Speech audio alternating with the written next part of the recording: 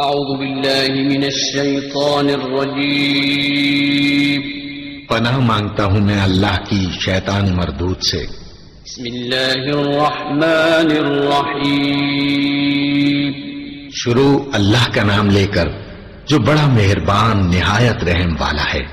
یولج اللیل فی النہار ویولج النہار فی اللیل وسخر الشمس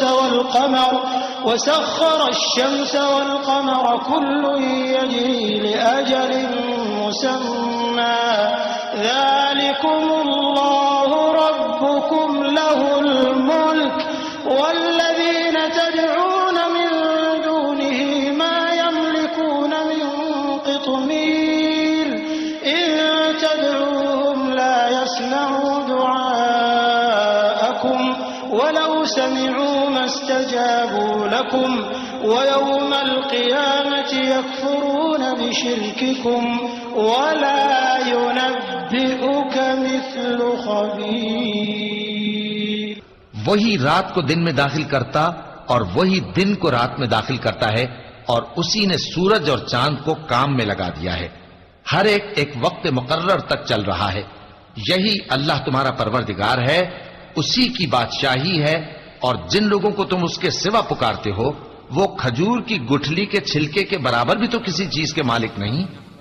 اگر تم ان جھوٹے معبودوں کو پکارو تو وہ تمہاری پکار نہ سنیں، اور اگر سن بھی لیں تو تمہاری بات کو قبول نہ کر سکیں، اور قیامت کے روز تمہارے شرک سے انکار کر دیں گے، اور ایک ہی باخبر کی طرح واشهد تم ان لا کو اله کوئی الا خبر الله نہیں دے گا۔ وحده لا شريك له واشهد ان محمدا عبده ورسوله وبعد فإن خير الحديث كتاب الله وخير الهدي هدي محمد صلى الله عليه وسلم وشر الأمور محدثاتها وكل محدثة بدعة وكل بدعة ضلالة وكل ضلالة في النار۔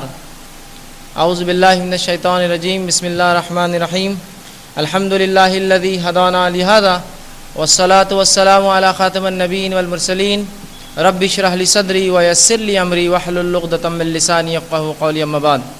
وقال عز وجل في القرآن المجيد، اعوذ بالله من الشيطان الرجيم، بسم الله الرحمن الرحيم، قل هو الله احد الله الصمد لم يلد ولم يولد ولم يكن له كفوا احد۔ وقال انه من يشرك بالله فقد حرم الله عليه الجنة ومأواه النار وما للظالمين من انصار۔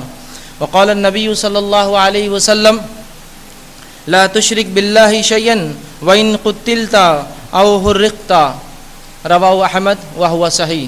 اما بعد، تمام تعریفیں اس اللہ عز و جل کے لیے لائق و زیبا ہے جو تمام جہانوں کا بنانے والا اور اسے پالنے والا ہے، اور درود و سلام اس کے آخری نبی محمد صلی اللہ علیہ وسلم پر۔ الحمدللہ ہم سب یہاں اس 10 روزہ کانفرنس کی دوسری نشست میں جمع ہوئے ہیں، اور میں آپ سب کا استقبال اسلامی طرز سے کرتا ہوں۔ السلام علیکم ورحمۃ اللہ وبرکاتہ۔ آج انشاءاللہ العزیز جس عنوان پر چند باتیں آپ کے سامنے میں رکھوں گا، یوں تو وہ عنوان بہت زیادہ اہمیت کا حامل ہے، بلکہ تمام دین اور تمام اسلام، تمام اعمال اور تمام چیزوں کی بنیاد اسی چیز پر، اسی عقیدے پر ہے، اور یہ عنوان عقیدے سے تعلق رکھتا ہے، جو کہ آپ کے سامنے رکھا گیا کہ شرک اور توحید اور شرک کے تعلق سے مختصر سی چند باتیں آج رکھوں گا۔ مختصر اس لیے کہہ رہا ہوں کہ اس کے لیے وقت بہت درکار ہے کہ اس عنوان کو میں تفصیل سے رکھوں۔ بہرحال آج اس مختصر سے وقت میں چند جھلکیاں اس عنوان کے تعلق سے، اس کی اہمیت کے تعلق سے، اور اس کے تعلق سے جو برائیاں ہم میں پائی جاتی ہیں اس کے تعلق سے رکھنے کی مختصر سی ایک چھوٹی سی کوشش کروں گا۔ جیسے کہ ایک سورت میں نے آپ کے سامنے تلاوت کی خطبے میں، اور ایک آیت تلاوت کی۔ سورت میں سمجھتا ہوں اتنی عام ہے جو ہم سب نے سنی ہے، بار بار سنتے ہیں، اور میں سمجھتا ہوں اکثر و بیشتر تمام کو یہ یاد بھی ہوں گی۔ سورہ اخلاص جو قرآن کی 112 نمبر کی سورت ہے، اس میں 4 آیتیں ہیں۔ اس سورت کا شان نزول میں سمجھتا ہوں ہر شخص جانتا ہے جو قرآن کو کبھی نہ کبھی یا کسی جگہ تفسیر سنا ہوگا کہ یہ سورت کی کیا اہمیت ہے، یہ سورت کا شان نزول کیا تھا۔ رسول اللہ صلی اللہ علیہ وسلم سے چند مشرکین، یا کہ روایت میں اہل کتاب، بہرحال جو بھی معاملہ رہا ہو، چند لوگ جو مشرکین میں سے تھے یا جو اللہ کے ساتھ شرک کرتے تھے، وہ آئے اور کہا ہے محمد صلی اللہ علیہ وسلم ہمارا معبود ایسا ایسا اور ایسا ہے، آپ کا اللہ کیسا ہے؟ جس معبود کی طرف آپ لوگوں کو بلاتے ہیں، جس کی دعوت آپ لوگوں کو دیتے ہیں، وہ معبود کیسا ہے؟ ذرا اس کا تعارف ہمیں دیجیے، انٹروڈکشن دیجیے، بتائیے اس کے تعلق سے کچھ۔ اب رسول اللہ صلی اللہ علیہ وسلم خود کے دل سے تو کوئی بات نہ کہتے، فوراً رسول اللہ صلی اللہ علیہ وسلم پر وحی نازل ہوتی ہے اور حکم آیا قل هو اللہ احد. اور یہ جتنی صورتیں ہیں یا قرآن کی جتنی آیتیں ہیں جو اس لفظ قل سے شروع ہوتی ہے، یہ اپنے آپ میں ایک دلیل ہے کہ یہ کتاب رسول اللہ صلی اللہ علیہ وسلم کی لکھی ہوئی کتاب نہیں ہے. کوئی حکم دے رہا ہے کہو. اگر میں آپ سے پوچھوں آپ کا نام کیا ہے تو آپ کہیں گے میرا نام عبداللہ ہے، عبد السلام ہے، عبد الرحمن ہے. یہ نہیں کہیں گے کہو عبد الرحمن. یہ کہو عبد الرحمن وہ کہیں گا جس بچے کو آپ کہنے لگا ہے کہو بیٹا آپ کا نام عبد الرحمن ہے. تو یہاں رسول اللہ صلی اللہ علیہ وسلم پر جب بھی ایسی وحی، ایسی صورتیں یا ایسی آیتیں آتی ہیں، یہ دلیل ہے کہ رسول اللہ اپنے دل سے کوئی بات نہ کہتے. حکم آتا تھا تو حکم آیا آسمان سے کہو. سوال تھا رب کے تعلق سے، جواب آیا رب کی طرف سے کہ کہہ دو میں کیسا ہوں. سوال کرتے میرے لوگ تم سے میرے تعلق سے کہو هو اللہ احد، وہ اللہ ایک ہے. جواب دیا جا رہا ہے. سوال تھا تمہارا رب کیسا ہے، جواب آیا کہو وہ اللہ ایک ہے. قل هو اللہ احد اللہ الصمد، اللہ بے نیاز ہے، اس کو کسی چیز کی غرض نہیں ہے، تمام مخلوقات کو پیدا کرنے کے بعد بھی بے نیاز ہے. لم یلد ولم یولد، اس نے کسی کو پیدا نہیں کیا، اس سے کوئی پیدا نہیں ہوا اور وہ کسی سے پیدا نہیں ہوا. مطلب نہ اس کو لڑکا ہے نہ لڑکی ہے، ماں ہے نہ باپ ہے نہ بیوی ہے. ولم یکن لہ کفوا احد، اور اس جیسا دوسرا کوئی نہیں ہے. تو اس صورت نے وضاحت کر دی رب کیا ہے، رب کیسا ہونا چاہیے، رب کی خصلتیں اور خصوصیتیں کیا ہے. پہلی آیت میں احد ایک ہونا اور آخری آیت میں اس جیسا دوسرا نہیں ہونا، جس کو کہیں گے once of God and uniqueness, ایک اور دوسرا نہیں ہونا اس جیسا. تو یہاں اللہ رب العزت نے تعارف دے دیا. جہاں تک معاملہ شرک کا ہے، دوسری آیت جو خطبے میں نے تلاوت کی وہ شرک کے تعلق سے تھی. اللہ رب العزت نے سورہ مائدہ سورہ نمبر 5 آیت نمبر 72 میں فرمایا انہ من یشرک باللہ، جو اللہ کے ساتھ شرک ٹھہرائے، اللہ کے ساتھ برابر ٹھہرائے، اللہ کے برابر کسی کو سمجھے، چاہے اس کے عبادت میں ہو یا اس کی ذات میں ہو، اس کے رب ہونے میں ہو، نام و صفت میں ہو، تو اللہ رب العزت فرمایا انہ من یشرک باللہ، جو اللہ کے ساتھ کسی کو شریک کرے گا فقد حرم اللہ علیہ الجنہ، اللہ نے اس کے لیے جنت کو حرام کر دیا. ومأواہ النار، اس کا ٹھکانہ جہنم کی آگ ہے. وما للظالمین من انصار، اور ایسے ظالموں کو قیامت دن کوئی مددگار نہیں ملنے والا ہے. تو یہاں اس آیت میں اس آیت میں اس صورت کی اللہ رب العزت نے وضاحت کر دی. پہلے تو اپنا تعارف دے دیا سورہ اخلاص میں اور آخری میں کہہ دیا شرک کو اللہ معاف نہیں کریں گا. تو میں سمجھتا ہوں اس عنوان کی اہمیت اس سے واضح ہو گئی. جو دو آیتیں یا ایک صورت اور ایک آیت آپ کے سامنے میں نے رکھی کہ توحید کیا ہے اور جو ہے شرک کیا ہے، اس کے تعلق سے جو ہے چند باتیں اور آپ کے سامنے آج رکھنے کی کوشش کروں گا. ایک حدیث میں نے آپ کے سامنے رسول اللہ صلی اللہ علیہ وسلم کی حدیث رکھی. حدیث کے الفاظ یوں ہیں، رسول اللہ فرماتے ہیں لا تشرک باللہ، کہ تو اللہ کے ساتھ شرک نہ کرنا. حکم دیتے اپنے اصحاب کو لا تشرک باللہ، تو اللہ کے ساتھ شرک نہ کرنا. اور آگے فرمائیں شیئن، کسی چیز کو شریک نہ کرنا. اور پھر فرماتے وَإِن قُتِلْتَ، تجھے چاہے قتل کر دیا جائے. اور آگے فرمائیں أَوْ حُرِّقْتَ، چاہے تجھے جلا دیا جائے. تو رب کے ساتھ کسی کو شریک نہ کرنا، چاہے تجھے قتل کر دیا جائے یا تجھے جلا دیا جائے، تو رب کے ساتھ کسی کو شریک نہ ٹھہرانا. احمد نے اس کو روایت کیا. تو اس حدیث سے بات واضح ہوتی ہے رسول اللہ صلی اللہ علیہ وسلم نے اس عنوان کو کتنی اہمیت دی. اور توحید کیا ہے، توحید کس کو کہتے ہیں. بہت سی بار یہ ہوتا ہے، میں کسی کے تعلق سے بدگمانی نہیں رکھ رہا ہوں، لیکن ایک بات بتا رہا ہوں. بہت سی بار یوں ہوتا ہے کہ جب توحید کی بات لوگوں کے سامنے رکھی جاتی ہے، لوگ کہتے ہیں توحید ہے کیا. پہلی بار سنا ہم نے یہ لفظ تو کسی کے منہ سے، یہ تو کوئی نئی بات دکھ رہی ہے. شاید نئی جماعت کا تعلق ہے ان لوگوں سے، ان لوگوں کا نئی جماعت سے جو نئی باتیں کرتے ہیں. توحید ہے کیا، ہم نے تو کبھی نہیں سنی توحید کیا ہے. یاد رکھیے توحید دین اسلام کی بنیاد ہے. اگر وہ واقعہ آپ کو یاد ہوں گا جس میں بلال رضی اللہ عنہ کو جو مشرکین مکہ یا مشرک کے شرارتی قسم کے نوجوان پکڑتے اور گلے میں رسی ڈالتے اور گرم ریت پر لٹا دیتے اور سینے پر پتھر رکھتے، جو الفاظ بلال کہتے وہ احد اور احد کے تھے، وہ ایک ہے اور وہ ایک ہے. یہی توحید ہے، احد ایک ہونا اس رب کا. جب وہ مشرک کہتے کہ اللہ کے ساتھ شریک کرو تو بلال کہتے احد. یہ حدیث آپ نے بار بار سنی ہے، وہ ایک ہے، احد وہ ایک ہے. تو یہاں توحید اسی سے لفظ آتا ہے، اللہ کو ایک ماننا. توحید کہتے ہیں عربی زبان میں، وحدہ سے لفظ آتا ہے، اسی سے لفظ واحد بھی آتا ہے، ایک، نمبر 1 جس کو کہتے ہیں عربی میں. اس کا معنی ہوتا ہے ایک کرنا. شرعی اصطلاح میں جب میں توحید کہوں گا تو رب کو ایک ماننا، یہ اس کا معنی ہوتا ہے توحید کا. تو بہت سی بار لوگ توحید جانتے نہیں، توحید کیا ہے، کسے توحید کہتے ہیں. تو توحید کہتے ہیں رب کو ایک ماننا، اس کے رب ہونے میں، اس کی نام و صفت میں، اس کی عبادت میں اور تمام چیزوں میں، اس کی ذات کے اعتبار سے. یہ ہے توحید. اب آئیے اس عنوان کی اہمیت کیا ہے، ورنہ اگر اس کی اہمیت واضح نہ ہوئی تو لوگ سمجھتے ہیں یہ کیا چیز ہم کو بتا دی گئی. تو آئیے اس عنوان کی اہمیت دیکھتے ہیں. رسول اللہ صلی اللہ علیہ وسلم کی زندگی سے چند واقعات رکھتا ہوں آپ کے سامنے جو صحیح حدیث کے اندر آتے ہیں.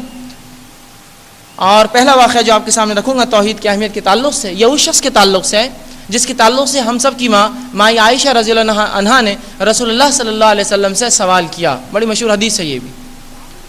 ماں عائشہ رضی اللہ عنہا کے تعلق سے ایک روایت آتی ہے کہ انہوں نے ایک بار رسول اللہ صلی اللہ علیہ وسلم سے سوال کیا اور پوچھا، اللہ کے رسول عبداللہ بن جدان کہاں جائیں گا؟ عبداللہ بن جدان کا کیا ہوگا؟ اب سمجھ جائیے، جب ماں عائشہ رضی اللہ عنہا کسی کے تعلق سے سوال کر رہی ہے، کوئی عام شخصیت تو نہ ہوں گی. سوال ہو رہا ہے کہاں جائیں گا، اس شخص کا کیا ہوگا. اور اس کے مرنے کے بعد یہ سوال ہوا. رسول اللہ صلی اللہ علیہ وسلم فرماتے ہیں، اے عائشہ، عبداللہ بن جدان جہنم میں جائیں گا، اس لیے کہ اس نے اپنے رب سے کبھی یہ نہیں کہا اے رب میرے گناہوں کو معاف کر، مطلب کبھی ایمان نہیں لایا اور ایمان کے بعد اپنے رب سے توبہ نہیں کی. اس بنیاد پر عبداللہ بن جدان جہنم میں جائیں گا، جنت میں نہیں جائیں گا. اب یہ عبداللہ بن جدان ہے کون جس کے تعلق سے سوال ہو رہا ہے؟ آئیے عبداللہ بن جدان کی شخصیت بتا دوں. مسلم کی روایت ہے عبداللہ بن جدان وہ شخص تھا، اور سیرت کی اور تاریخ کی واقعات آپ جانتے ہیں. عبداللہ بن جدان وہ شخص تھا جو بہت سخی انسان تھا.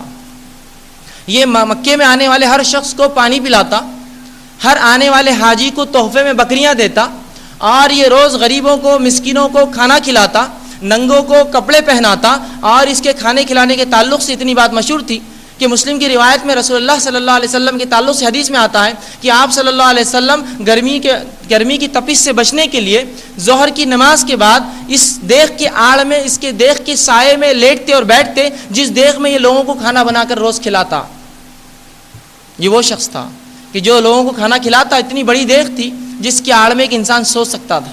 تو رسول اللہ اس دیگ سے آڑ لگا کر بیٹھتے یا اس کے سائے میں آرام فرمایا کرتے تھے. اس دیگ میں عبداللہ بن جدان روز لوگوں کو کھانا پکا کر کھلایا کرتا تھا. یہ اس کی سخاوت کا حال ہے. اسی طرح شام میں ایک بار سوکھا پڑا تو عبداللہ بن جدان نے 1000 اونٹ مال سے لدے شام بھیجے تاکہ ان لوگوں کی مدد ہو. 1000 اونٹ تصور کرنا مشکل ہے. 1000 گائے تصور کیجیے، کبھی اس کا ریوڑ دیکھیے جب چلتا ہے. اور صرف گائے نہیں، گائے پہ مال لدا ہو تو 1000 اونٹ مال سے لدے اس نے جو ہے تقسیم کر دیے، لوگوں کو دے دی. یہ اس کی سخاوت کا حال ہے. یہ مال خرچ کرتا ہے. اور یاد رکھیے، مال خرچ کرنا یہی سب سے مشکل کام ہے ایک انسان کے لیے. مال خرچ کرنا کسی بھی راہ میں ایک انسان کے لیے سب سے مشکل کام ہے، اور بالخصوص اللہ کی راہ میں یا دوسروں کے لیے. رسول اللہ صلی اللہ علیہ وسلم کے تعلق سے آتا ہے کہ بہت سی بار یوں ہوا کہ جب جنگوں کا معاملہ آیا، رسول اللہ کو تعاون کی ضرورت محسوس ہوئی تو آپ صلی اللہ علیہ وسلم نے لوگوں کے سامنے اپنا گریبان اٹھایا اور کہا کون ہے جو اس میں ڈالیں گا، کیونکہ لوگ مال خرچ نہیں کرتے آسانی سے. تو اللہ کے نبی کو بھی پھیلانا پڑا اپنا دامن، کون ہے جو اس کے لیے مال خرچ کرے. تو عبداللہ بن جدان وہ مال خرچ کر رہا ہے، لوگوں پر پانی پلاتا ہے، بکریاں تحفے میں دیتا ہے. سوکھا پڑ رہا ہے تو 1000 اونٹ بھیجے جا رہے ہیں، اور ہر ننگی کو کپڑا پہناتا ہے اور لوگوں کو کھانا کھلاتا ہے. یہ ہے عبداللہ بن جدان. اس کے تعلق سے سوال ہو رہا ہے اللہ کے رسول کہاں جائیں گا؟ کہا جہنم میں جائیں گا، جنت میں نہیں جائیں گا. کیوں؟ تو کبھی ایمان نہیں لایا اور یہ نہیں کہا میرے رب مجھے معاف کر. یہ ہے توحید. ایمان نہیں لایا اس نے، ایک اللہ کو نہیں مانا اس نے.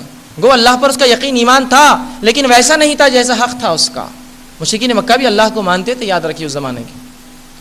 آئیے دوسرا واقعہ رسول اللہ کے زمانے سے دیکھیے توحید کی کیا اہمیت ہے. ابو طالب، یہ شخصیت کسی تعارف کی محتاج نہیں ہے. ہر سیرت کا طالب علم ابو طالب کے تعلق سے جانتا ہے. یہ رسول اللہ صلی اللہ علیہ وسلم کے چچاؤں میں سے ایک چچا ہے، اور یہ وہ چچا ہے جو ایمان نہیں لایا، لیکن اس شخص نے رسول اللہ صلی اللہ علیہ وسلم کی ہر ممکن مدد کی. مال سے مدد کی، مال سے مدد کی. اپنا جو اثر و رسوخ تھا اسے رسول اللہ کی مدد کی. رسول اللہ صلی اللہ علیہ وسلم کو جب تک ابو طالب حیات تھے کسی کی ہمت نہ ہوئی کہ آپ کو کچھ کر سکے. یہ ابو طالب کے انتقال کے بعد کے واقعات ہیں، جو آپ پر کوئی وجڑی لا کے رکھتا ہے، یا آپ کے گلے میں کوئی جو ہے کپڑا ڈال کر کھینچتا ہے، یا کوئی آپ کو برا بھلا سلوک کرتا ہے. یہ سب ان کے انتقال کے بعد ہوا. کسی کی مجال نہ تھی. لوگ دوسرے صحابہ کو تکلیف دے رہے ہیں. بلال کو راستے میں گھسیٹا جا رہا ہے، سمیہ کو قتل کیا جا رہا ہے، شہید کیا جا رہا ہے، اور یاسر اور عمار کے حالات برے سے برے ہیں، اور صحابہ کے حالات بد سے بدتر ہیں. کوئی بخشا نہیں جاتا ہے. رسول اللہ کی طرف کوئی نظر بھی نہیں اٹھاتا ہے، اس لیے کہ اگر محمد صلی اللہ علیہ وسلم کو کوئی دھکا پہنچایا قریش ہمارے خلاف ہوں گے، اس لیے کہ ابو طالب کی مدد اس شخص کے نوجوان کے پیچھے ہے۔ یہ ابو طالب کی شخصیت تھی، رسول اللہ کی پوری مدد کی، ہر ممکن کوشش کی، حتیٰ کہ روایتوں میں آتا ہے کہ جب رات ہوتی اور رسول اللہ صلی اللہ علیہ وسلم سوتے، ابو طالب آ کر رسول اللہ کو اٹھا کر دوسری جگہ سلاتے کہ اگر دشمن رات میں دیکھ کر گیا ہوں گا کہ محمد صلی اللہ علیہ وسلم کہاں سوئے ہیں تو میں رات میں جگہ بدل دوں اور میرا بیٹا مارا جائے، اس شخص محمد صلی اللہ علیہ وسلم پر آشنا ہے۔ یہ ہے ابو طالب۔ انتقال کا وقت آتا ہے، رسول اللہ صلی اللہ علیہ وسلم جا کر بیٹھتے ہیں، چچا ایمان لا لو، بالکل آخری وقت کی بات، چچا ایمان لا لو۔ تو کہا ہے میرے بھتیجے میں ایمان نہیں لا سکتا، لوگ کہیں گے ابو طالب آخری وقت میں اپنے آبا و اجداد کے دین سے پھر گیا۔ تو کہا چچا تمہیں شرم آتی ہے کہنے سے؟ میرے کان میں کہہ دو خاموشی سے، میں سفارش کروں گا قیامت کے روز۔ تو کہا نہیں میں یہ نہیں کر سکتا ہوں، اور اسی پر اس شخص کا انتقال ہو گیا ابو طالب کا۔ رسول اللہ صلی اللہ علیہ وسلم آیت نازل ہوتی، اِنَّكَ لَن تَهْدِيَ مَنْ أَحْبَبْتَ وَلَكِنَّ اللَّهَ يَهْدِي مَن يَشَاءُ۔ اے محمد جس کو تم چاہو ہدایت نہیں دے سکتے، اللہ جس کو چاہتا ہے ہدایت دیتا ہے۔ ابو طالب کا انتقال ہو گیا۔ صحابہ نے پوچھا اللہ کے رسول ابو طالب کا کیا ہوگا؟ انتقال کر گیا۔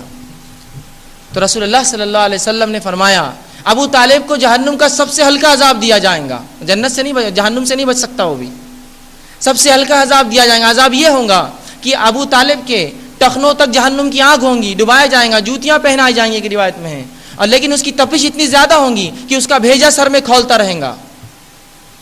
یہ سب سے ہلکا عذاب ہے، اور ابو طالب یہ سمجھیں گے یہ عذاب سب سے زیادہ ہے، یہ سب سے ہلکا عذاب ابو طالب ہے، لیکن جنت کبھی نہیں یاد رکھی۔ کیوں؟ توحید، ایمان نہیں لائے۔ یہ ہے توحید کی اہمیت، یہ جنت اور جہنم کا فرق کرتی ہے یہ چیز۔ آئیے تیسرا واقعہ، ایک ایسی شخصیت جو آپ نے بار بار سنا، ابو جہل۔ ہر سیرت کے طالب ابو جہل کا نام جانتا ہے کہ اس نے کیا نہیں ظلم کیے، کیا نہیں کیا۔ اس کا نام ابو جہل نہیں تھا، یاد رکھیے، اسے کسی بیٹے کا نام جہل نہیں تھا۔ ابو جہل تو اس لیے کہا گیا کہ ایمان نہیں لایا، جہالت کو اختیار کیا۔ اس کا اصل نام تھا، جس نام سے مشہور اور معروف تھا، اس کا نام تھا ابو الحکم، حکمتوں کا باپ۔ یہ اتنا حکیم اور دانا تھا کہ قریش کے تمام معاملات پورے دنیا سے ہی سنبھالتا، پورے جتنے بھی جو ان کے انٹرنیشنل جو ہوتے ہیں ڈپلومیٹک ٹریٹی جس کو کہیں گے، لوگوں سے ملنا، ممالک میں جانا، بادشاہوں سے تعلق قائم کرنا، ابو جہل کرتا۔ لوگ اسے ابو الحکم کہتے ہیں، لیکن ایمان آیا، ایمان نہیں لایا تو سب سے عقل مند آدمی بھی سب سے بیوقوف کہلایا، اور ابو جہل قیامت تک سب بولتے رہیں گے اس کو، کیوں؟ تو اس نے ایمان آنے کے بعد ایمان نہیں لایا، سب سے جاہل آدمی ہے پھر وہ جو ایمان نہ لائے۔ تعجب کی بات ہے نا، اتنا ہوشیار اور ایمان نہ لائے، عجیب بات ہے۔ تو ابو جہل کہلایا ابو الحکم کے بدلے۔ تو یہ توحید ہے جس نے یہ فرق کیا۔ چوتھا واقعہ، ابو لہب۔ ابو لہب کو کون نہیں جانتا ہے؟ رسول اللہ صلی اللہ علیہ وسلم کا دوسرا چچا ہے۔ یہ وہ چچاؤں میں سے جو ایمان نہیں لایا لیکن سخت تھا اسلام کے خلاف۔ ابو طالب نرم تھے، اسلام خلاف کبھی کام نہیں کیا، اور حمزہ رضی اللہ عنہ تو ایمان لا لیے۔ یہ تکلیف دیتا رسول اللہ کو، اور اتنا گورا چٹا تھا، اس سے کسی بیٹے کے نام لہب نہیں تھا، یاد رکھیں۔ ابو لہب کیوں کہتے ہیں اس کو؟ اس لیے کہ یہ اتنا خوبصورت تھا کہ جب ہنستا یا غصے میں آتا تو لال ہو جاتا انگار کی طرح، تو ابو لہب کہلایا، انگار کا باپ، گورا چٹا ایک دم۔ لیکن اس کے تعلق سے پوری صورت اتر گئی، جہنم میں جائیں گا یہ بھی، اس لیے کہ ایمان نہیں آیا رسول اللہ پر۔ لیکن ابو جہل کے برخلاف ادھر بلال ہے، بلال بن رباح جو غلام ہے۔ ابو طالب، ابو لہب کا نسل دیکھیے، بہت اعلیٰ نسل سے، رسول اللہ کا چچا ہے، یاد رکھیے، خاندانی اعتبار سے بہت اونچا خاندان ہے اس کا۔ رسول اللہ فرماتے میرے خاندان میں آدم سے لے کر آج تک کسی نے زنا نہیں کیا، سب سے بہترین خاندان ہے رسول اللہ کا نسب۔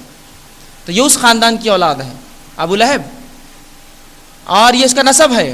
دکھنے میں گورا چٹا ہے، قریش کا سردار ہے، آزاد انسان ہے۔ اس کے برخلاف بلال ہے جو انتہائی کالے ہیں دکھنے میں، روایتوں میں آتا ہے موٹے موٹے ہونٹ ہے، اور یہ جو ہے ہڈی نکلی ہوئی اور بالکل یہاں کوئی گوشت نہیں ہے۔ یہ ہے بلال، کالے انتہائی درجے سے۔ یہاں بلال جنت کی خوشخبری سن رہے رسول اللہ سے، وہاں ابو طالب کو جہنم کی وعید آ رہی ہے۔ حالانکہ وہ نسلاً اونچا ہے، اس کا مقام اونچا ہے، وہ ایک آزاد ہے، گورا چٹا ہے۔ یہاں جو ہے بلال کوئی عطا پتہ نہیں کون کیا ہے، کہاں سے لائے گئے، کہاں سے خرید و فروخت ہوئی ان کی، نہ کوئی نسل ہے، نہ کوئی رنگت ہے، نہ کوئی مالک ہے، بلکہ غلام ہے۔ لیکن بلال کو جنت کی بشارت دی جا رہی ہے، ابو لہب جہنم میں جا رہا ہے۔ کس بنیاد پر؟ توحید، توحید بنیاد ہے اس کی۔ اسی طرح آئیے ایک اور واقعہ سن لیجیے توحید کی اہمیت کے تعلق سے۔ رسول اللہ صلی اللہ علیہ وسلم کے زمانے کا ایک واقعہ ہے، آپ صلی اللہ علیہ وسلم ایک موقع پہ تھے یا جو ہے ایک جگہ نکلے تھے، ایک غزوے میں تھے بہرحال. جب وہاں سے نکلے ایک جگہ سے ایک مقام پر جا کر آپ رکے تو ایک چرواہا جو جانوروں کو چرا رہا تھا آیا اور دیکھا جب کچھ لوگ آ رہے ہیں، ایک محمد صلی اللہ علیہ وسلم کوئی شخص ہے جو نبی کہتا ہے، آیا اور کہا کہ تم کون ہو؟ تو کہا میں محمد صلی اللہ علیہ وسلم ہوں. کہا کس مقصد سے یہاں آنا ہوا تمہارا؟ تو کہا فلاں فلاں لوگوں نے ہم سے جنگ کی، میں اس کے تعلق سے اپنے دفاع کے لیے آیا ہوں. تو کہا اچھا اس لیے آیا ہو، کیا دعوت ہے تمہاری، کیا کہتے ہو؟ تو کہا میں کہتا ہوں کہ اللہ کے سوا کوئی معبود نہیں اور میں اس کا رسول ہوں. تو کہا اچھا دعوت تو بڑی اچھی ہے تمہاری، اگر میں اس کو قبول کر لوں تو قبول کرنا چاہوں تو کہا شہادتین دے دو، گواہی دے دو، اشہد ان لا الہ الا اللہ و اشہد ان محمدن عبدہ رسولہ. معاملہ ختم ہوا. تو کہا میں گواہی دیتا ہوں کہ اللہ کے سوا کوئی معبود نہیں اور آپ اس کے رسول ہیں. یہ گواہی دے دیا. کہا اب کیا کرنا ہوگا؟ تو کہا اب تجھ پہ جو ہے یہ عمل فرض ہے، جس عمل کے لیے میں نکلا ہوں تجھ پر جہاد فرض ہے، اپنا دفاع فرض ہے، برائی کو اس معاشرے سے نکالنا اب تجھ پر فرض ہے. تو کہا اچھا بکریوں کو کیا کروں؟ تو کہا بکریوں کو چھوڑ دے، گھر کی طرف چلی جائیں گی. بکریوں کو دھکا دے کر بستی کی طرف چھوڑ دیا اور آ گیا اور اللہ کے رسول صلی اللہ علیہ وسلم کے ساتھ شامل ہو گیا اور دوپہر ہونے سے پہلے شہید کر دیا گیا، مار دیا گیا، قتل ہو گیا. صحابہ کچھ جو اس کو دیکھ رہے تھے، ڈر تھا کہیں کوئی پتہ نہیں دشمن تو نہیں ہے یا مغوی، اس طرح سے سوچ رہے تھے. وہ اس کے پیچھے پیچھے تھے، دیکھ رہے تھے کیا کرتا ہے. جب شہید کر دیا گیا تو صحابہ اللہ کے رسول کے پاس ہے کہ اللہ کے رسول، وہ نوجوان جو ایمان لایا تھا شہید کر دیا گیا. رسول اللہ صلی اللہ علیہ وسلم فرمایا قسم ہے اس ذات کی جس کے ہاتھ میں محمد صلی اللہ علیہ وسلم کی جان ہے، میں نے اس کو جو ہے جنت کے اندر بیٹھا ہوا دیکھا ہوں. قسم ہے اس ذات کی جس کے ہاتھ میں محمد صلی اللہ علیہ وسلم کی جان ہے، اس کو میں نے جنت میں بیٹھا ہوا دیکھا ہوں. اور ایک روایت میں نے اس کو جنت میں 72 حوروں کے ساتھ دیکھا ہوں. سوال یہ ہے، یہاں ابو طالب ہے، ابو لہب ہے، ابو جہل ہے، یہ عبداللہ بن جدان ہے، یہ تمام جہنم میں جا رہے ہیں ان کے اعمال کے باوجود، ان کے نسل رنگت اور تمام چیزوں کے باوجود. اور یہاں بلال ہے اور یہ چرواہا ہے، اس چرواہے نے تو کوئی عمل ہی نہیں کیا، ابھی ایمان لایا فجر کے بعد، ظہر سے پہلے مار دیا گیا، لیکن جنت میں جا رہا ہے. لیکن وہیں یہ لوگ بقیہ لوگ جہنم میں جا رہے ہیں. وہ کیا چیز تھی جس نے اس چرواہے کو بنا عمل کے جنت میں لے گیا؟ وہ یہ تھا کہ وہ ایمان لایا تھا، توحید پر تھا. یہ اصل ہے، یاد رکھیے. تو یہ ہے توحید، یہ ہے توحید اور یہ ہے اس کی اہمیت کہ یہ جنت اور جہنم کا فرق ہے. یاد رکھیے توحید فرق ہے. توحید جنت ہے اور شرک جہنم ہے، جس کو میں کہوں گا ایک عام زبان میں. تو یہ ہے توحید اور اس کی اہمیت. شرک کی قباحت انشاءاللہ اس کے بعد رکھوں گا کہ شرک کیا ہے. بہرحال تو یہ توحید ہے اور یہ توحید کی اہمیت میں سمجھتا ہوں ہم سب جانتے ہیں. رسول اللہ صلی اللہ علیہ وسلم نے جو کلمہ جس کو ہم شہادت کہتے ہیں یا کلمہ کہتے ہیں، گواہی کہتے ہیں، جس کو ہم مسجدوں میں چارٹ ہوتا ہے، اسلام کے 5 بنیادی فرائض، توحید یا جو ہے شہادت جس کو کہتے ہیں، نماز، روزہ، زکوٰۃ اور حج، یہ 5 فرائض ہیں. اس میں سب سے پہلا فرض کیا ہے؟ توحید یا شہادت جس کو کہتے ہیں، ایک اللہ کو ماننا. یہ سب سے بنیادی فرض ہے ہم پر. اور کلمہ جو ہم پڑھتے ہیں وہ کیا ہے؟ لا الہ الا اللہ محمد رسول. یہی کلمہ ہے نا جو ہم پڑھتے ہیں. لا الہ الا اللہ پڑھنا آسان ہے، یاد رکھیے. لا الہ الا اللہ پڑھنا آسان ہے، لیکن جب یہ کلمہ ہم پڑھتے ہیں اس کے ساتھ چند تقاضے ہوتے ہیں. چند تقاضے لاتا ہے یہ ساتھ، فری نہیں ملتا یہ کلمہ، یہ تقاضے لاتا ہے. ہم کلمہ بآسانی سے پڑھتے ہیں، اس کے تقاضے ہمارے ذہنوں میں نہیں ہیں، نکال چکے اپنے ذہنوں سے ہم تقاضے. ہم سمجھتے ہیں کلمہ طیبہ پڑھ کر، توحید کا یہ کلمہ کی گواہی دے کر اب من چاہے جو چاہے کرو، بس تمام گناہ معاف ہو گئے. نہیں، یہ کلمہ پڑھنے والا گواہی دیتا ہے، ایک ایگریمنٹ کرتا ہے، اے اللہ فلاں کام کروں گا. اب یہاں سے معاملہ شروع ہوا. اب آپ کہیں گے میں نے تو صرف کلمہ پڑھا، میں نے کہا یہ اور یہ اور یہ کروں گا. اب ایک مثال دے کر بات سمجھاتا ہوں. مثال بات کو واضح کرتی ہے. ایک شخص کا نکاح ہوا. نکاح کی مثال اس لیے دے رہا ہوں کہ ایک عام چیز ہے اور سب جانتے ہیں، سب سنتے ہیں، سب دیکھتے ہیں. کسی کا نکاح ہوا تو اسے کیا قبول کیا جاتا ہے، کیا کروایا جاتا ہے قبول؟ بس وہ چھوٹی سی ایک گواہی دیتا ہے جو ایجاب و قبول جس کو کہتے ہیں کہ میں اب گواہی دیتا ہوں ان دونوں فلاں فلاں فلاں فلاں شہادت سے اور یوں روبرو حاضران مجلس کے بدلے اس مہر کے اور فلاں ہو گیا کہ میں نے اس کو قبول کیا ہے. کچھ لوگ زور سے بولتے ہیں، کچھ لوگ ہلو بولتے ہیں. بہرحال پھر وہ پوچھتے ایک بار، ایک سے زیادہ بار، 2 بار، 3 بار بہرحال پوچھتے ہیں تو یہ گواہی دیتا ہے. سوال یہ ہے اگر وہ شخص پھر نکاح کر لے اس کے بعد اس بیوی کا اخراجات نہ اٹھائے تو لوگ کہیں گے تو نے اخراجات کیوں نہیں اٹھایا؟ تو کہیں گا میں نے صرف قبول اس کو بولا تھا، اخراجات کو تھوڑی کہا تھا اس کے. تو آپ کہیں گے صرف اس کو قبول ہے بولنا، اس کے اخراجات بھی تجھ پر، اس کی عزت آبرو کی حفاظت تجھ پر، اس کی پیدا ہونے اولاد کی ذمہ داری تجھ پر، اب تمام ذمہ داری اس کی تجھ پر آ گئی. ایک قبول نے سب کچھ لاگو کر دیا. لیکن یہ بولتے کہاں ہم کہ میں قبول کرتا ہوں اس کے اخراجات، میں قبول کرتا ہوں اس کی اولاد، میں قبول کرتا ہوں اس کے لباس. کہاں کہتے ہیں ہم؟ تو کچھ چیزیں ایسی ہوتی ہے ایک لفظ باقی چیزوں کو تقاضے اس کے ساتھ لے کر آتا ہے.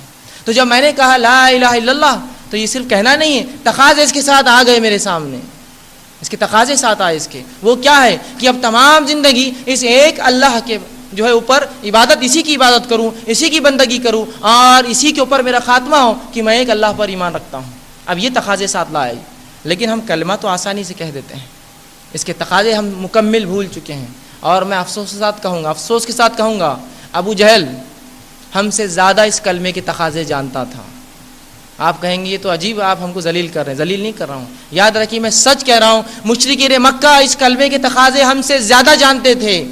اسی لیے تو جب رسول اللہ نے ترمذی کی روایت فرمایا قولوا لا الہ الا اللہ تفلحون تملک العرب والعجم, کہ تو کہہ دے کہ اللہ کے سوا کوئی معبود برحق نہیں, تو عرب تو تمہارا ہی ہے, عجم تمہارا ہو جائیں گا. انہوں نے کہا یہ نہیں کہہ سکتے ہم, چونکہ وہ جانتے تھے لا الہ الا اللہ ایک کلمہ نہیں ہے, تقاضے لاتا ہے. اور تقاضے یہ کہ جب لا الہ الا اللہ کہوں گا 360 معبودوں کو چھوڑ کر ایک اللہ کو ماننا ہے. اے محمد یہ نہیں ہونے والا ہم سے. آج کا مسلمان کلمہ تو پڑھے تھا لا الہ الا اللہ, لیکن لا الہ الا اللہ کا اقرار کرنے کے بعد تمام قسم کے شرک کرتا ہے. تو اسی لیے میں نے کہا مشرکین مکہ ہم سے زیادہ اس کے تقاضے جانتے تھے. ان کو پتا تھا یہ کلمے کے تقاضے ہے, صرف پڑھنا کافی نہیں ہے, اس پہ عمل ہے. اسی لیے تو کہتے تھے نہیں کہہ سکتے یہ ہم, ورنہ لا الہ الا اللہ تفلحون کتنا آسان ہے, کہہ دو لا الہ الا اللہ فلاح پا جاؤں, کامیاب ہو جاؤں. نہیں کہا, کہ تو تقاضے جانتے تھے اس کلمے کے. ان کو معلوم تھا یہ کلمہ کیا کیا لاتا ہے, ایک اللہ کو ماننا, اس نبی کی اطاعت, اور پھر اس کتاب کے اوپر عمل, وہ جانتا تھا. آج کا مسلمان لا الہ الا اللہ کہہ دیتا ہے, کوئی تقاضے پہ عمل نہیں ہے اس کے, بلکہ لا الہ الا اللہ کہنے کے بعد تو شرک میں وہ اور ملوث ہوتا ہے, اللہ کی توحید کے برخلاف کام کرتا ہے. اسی لیے میں نے کہا کہ وہ ہم سے زیادہ اس کا تقاضا جانتے تھے, اس کلمے کا, کلمہ توحید کا. اسی لیے انہوں نے لا الہ الا اللہ کہنا پسند نہیں کیا. اور عربوں میں خصوصیت تھی کہ وہ اپنے وعدے کی خلاف ورزی کبھی نہیں کرتے تھے. تو اگر کہہ دیتا ایک بار لا الہ تو اس کو معلوم اب تو خلاف ورزی نہیں ہوں گی اس چیز کی. تو انہوں نے نہیں کہا لا الہ الا اللہ. پہلے ہم اس میں نفی کرتے ہیں, انکار کرتے تمام معبودوں کا, پھر اقرار کرتے الا اللہ, ایک اللہ کا. پہلے انکار پھر اقرار.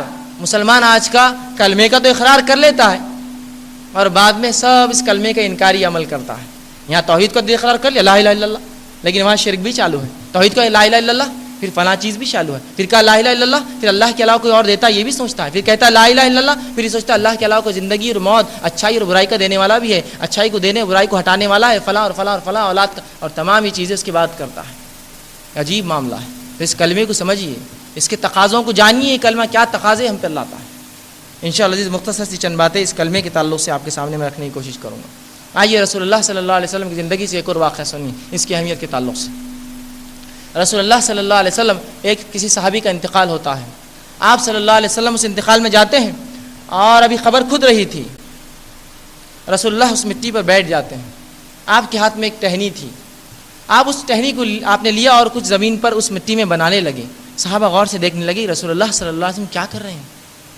جب رسول اللہ نے اپنی ٹہنی رکھ دی تو جب دیکھا تو آپ صلی اللہ علیہ وسلم نے ایک سیدھی لکیر بنائی, اور دائیں اور بائیں جانب سیدھے اور الٹے ہاتھ اور چند لکیریں بنائیں, اور کہا یہ سیدھی لکیر جو میں نے بنائی ہے یہ میرا راستہ ہے, اور دائیں اور بائیں جانب سیدھے اور الٹے ہاتھ کی طرف جو چیزیں بنائی ہیں یہ جو ہے یہ لکیریں جو جہنم میں جاتی ہے, اور یہ سیدھے جو لکیر ہے یہ میرا راستہ صراط مستقیم ہے, اور دائیں بائیں جانب جانے والی لکیریں یہ ہر لکیر پر ایک شیطان بیٹھا ہے جو انسان کو صراط مستقیم سے بہکاتا ہے, بھٹکاتا ہے.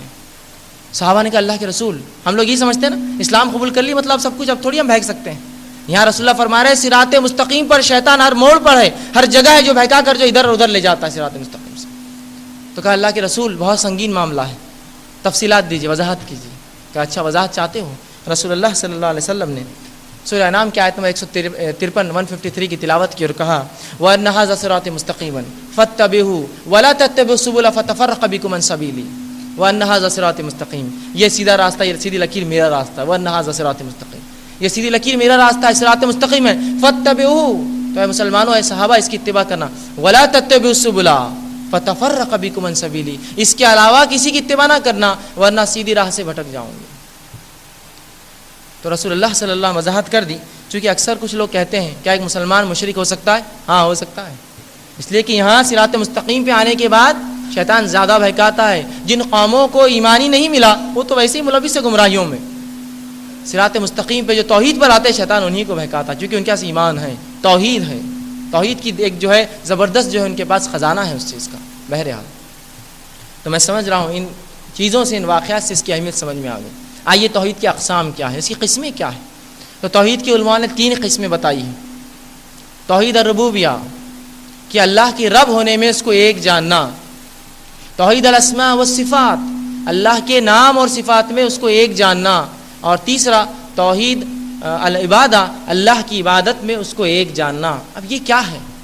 اس کے رب ہونے میں ایک جاننا، اسماء و صفات نام اور صفاتوں میں ایک جاننا، اور عبادت میں ایک جاننا۔ مختصر سا، زیادہ نہیں رکھوں گا، مختصر سا اس کی ایک جھلک آپ کے سامنے رکھتا ہوں، یہ اس کا کیا معنی ہوتا ہے۔ آئیے توحید الربوبیہ یہ کیا ہے؟ اللہ کو رب ماننا، مطلب اللہ نے ہم کو پیدا کیا، وہی ہم کو ماریں گا، تمام تر مرحلے پیدائش سے موت تک جو کچھ آتے تمام کا وہ مالک وہ ہے، اچھائی اور برائی کا دینے والا وہ ہے۔ جب کچھ بھی نہیں تھا اللہ کی ذات تھی، جب کچھ بھی نہیں رہیں گا اللہ باقی رہیں گا، یہ سب اس کے رب ہونے میں شامل ہے۔ رب کہتے عربی زبان میں اس ذات کو ہے جو شروعات سے خاتمے تک پہنچائے، اس کو رب کہتے ہیں۔ تو اللہ کا رب ہونا، جیسے کہ اللہ رب العزت نے قرآن میں سورہ زمر آیت نمبر 62 میں فرمایا اللہ خلق کل شیء، کہ اللہ نے تمام چیزوں کو پیدا کیا۔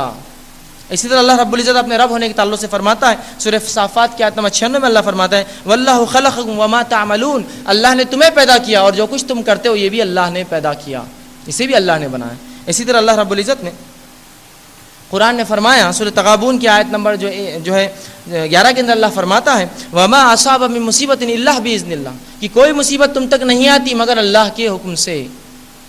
تو یہ اللہ کا رب ہونا ہے، پیدا کرنے والا، تمام اعمال کا اور تمام مصیبتوں کو دینے والا، اور آخر مارنے والا، اور پھر جلانے والا، اور پھر جنت اور جہنم دینے والا، یہ ہے رب۔ اور ایسا رب اللہ کو مشرکین مکہ بھی مانتے تھے، مشرکین مکہ بھی مانتے تھے، یاد رکھیے، وہ بھی اللہ کو رب مانتے تھے اور جو ہے اس کی اطاعت کرتے تھے۔ دوسری جو ہے توحید کی دوسرا جو حصہ ہے توحید کا، وہ ہے توحید الاسماء والصفات، اللہ کے نام اور اس کی صفتوں میں اس کو ایک جاننا۔ اب یہ کیا معنی ہے کہ اللہ کے نام اور اس کی صفتوں میں اللہ کو ایک جاننا؟ آئیے اس کو دیکھیں۔ سب سے پہلی چیز تو یہ کہ اللہ کے نام اور صفات ہے، جیسے اللہ کے کتنے نام ہیں؟ 99 نام ہیں اللہ کے، یا بہرحال اس سے زیادہ بھی علماء گنتے ہیں۔ تو اللہ کے 99 سے زیادہ نام اور صفات ہیں، ان پر ایمان لائے۔ اب آپ کہیں گے اللہ کے نام اور صفات پر ایمان یہ کیا ہوتا ہے؟ بہت سی بار معلوم نہیں ہوتا ہے۔ تو یاد رکھیے اللہ رب العزت نے قرآن میں اپنے ناموں کے تعلق سے فرمایا سورہ اعراف اس کی آیت نمبر جو 180 میں اللہ فرماتا ہے وَلِلَّهِ الْأَسْمَاءُ الْحُسْنَى فَادْعُوهُ بِهَا، اللہ کے لیے بہترین نام اور صفات ہیں، ان نام و صفات سے اس کو پکارو، فَادْعُوهُ بِهَا، ان نام و صفات سے اس کو پکارو۔ تو اللہ کے نام اور صفات کیوں ہیں؟ تاکہ وہ نام اور صفات سے ہم اللہ کو پکاریں، اس سے دعائیں کریں، التجائیں کریں، ہے نا۔ جس طرح سے اگر کسی کو مدد چاہیے تو اللہ کی ایک صفت لے، اگر وہ وسعت چاہتا ہے اللہ کی صفت یا واسع سے پکارے، اور جو اللہ رب العزت سے رحم چاہتا ہے یا رحمان اور رحیم کی صفت سے پکارے، اللہ رب العزت سے مغفرت چاہتا ہے یا غفور کی صفت سے، توبہ کرنا چاہتا ہے یا تواب کی صفت سے، زندگی چاہتا ہے الحی کی صفت سے پکارے، اور اپنے آپ کو یا رزق کشادگی چاہتا ہے یا رزاق کی صفت سے پکارے اس کو۔ یہی اس لیے تو فدعوہ بہا، پکارو اس کے نام اور صفات سے اس کو، یہ اسی کے لیے دیے گئے۔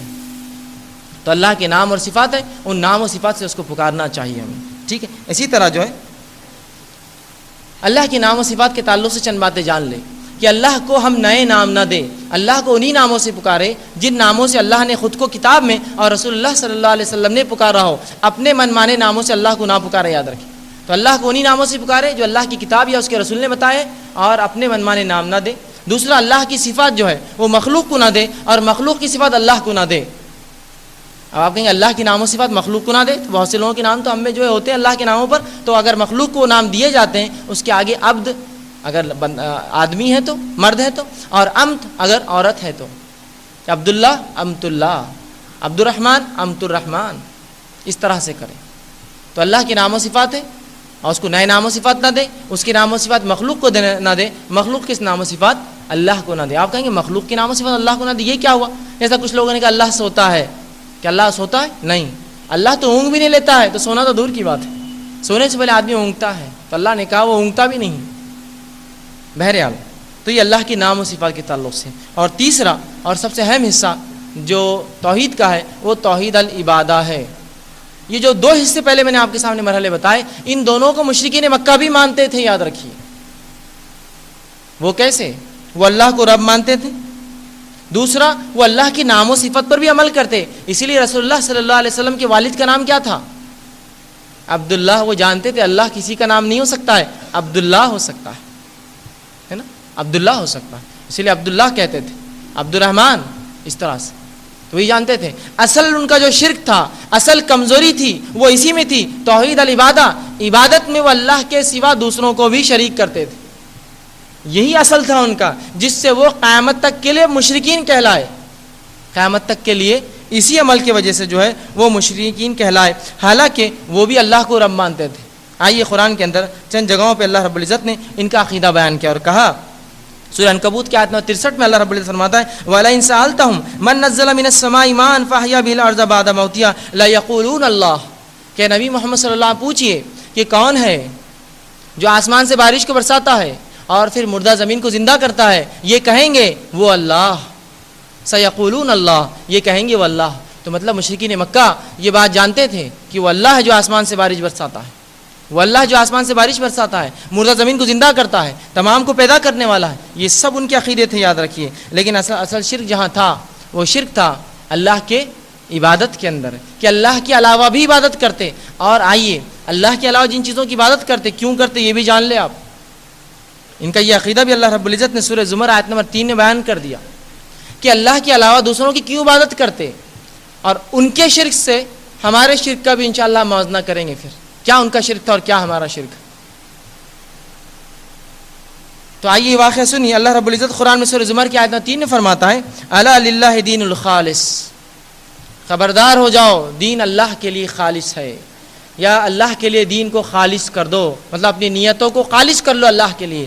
آگے اللہ رب العزت فرمایا والذین اتخذوا من دونہ اولیاء ما نعبدہم، اور جنہوں نے اللہ کے علاوہ دوسروں کا اپنا ولی، مددگار، حاجت روا، مشکل کشا، دستگیر بنا لیا ہے، من دون اللہ اولیاء، جنہوں نے اللہ کے سوا یہ تمام چیزیں دوسروں کو دی ہیں۔ اللہ رب العزت فرماتا ہے ما نعبدہم، جب ان سے پوچھا جاتا ہے کہ اللہ کو چھوڑ کر دوسروں کو کیوں یہ سب چیزوں کے لیے پکارتے ہو، تو وہ کہتے ہیں ما نعبدہم، ہم ان کی عبادت نہیں کرتے الا لیقربونا الی اللہ زلفا، ہم جو کچھ پوجا پاٹ آرادھنا اپاسنا جھکتے ہیں اور جو ان کے سامنے منتیں اور مرادیں کرتے ہیں، یہ نظر نیاز رکھتے ہیں، یہ صرف اس لیے کرتے ہیں ما نعبدہم الا لیقربونا الی اللہ زلفا، یہ اللہ سے ہمیں صرف نزدیک کر دے۔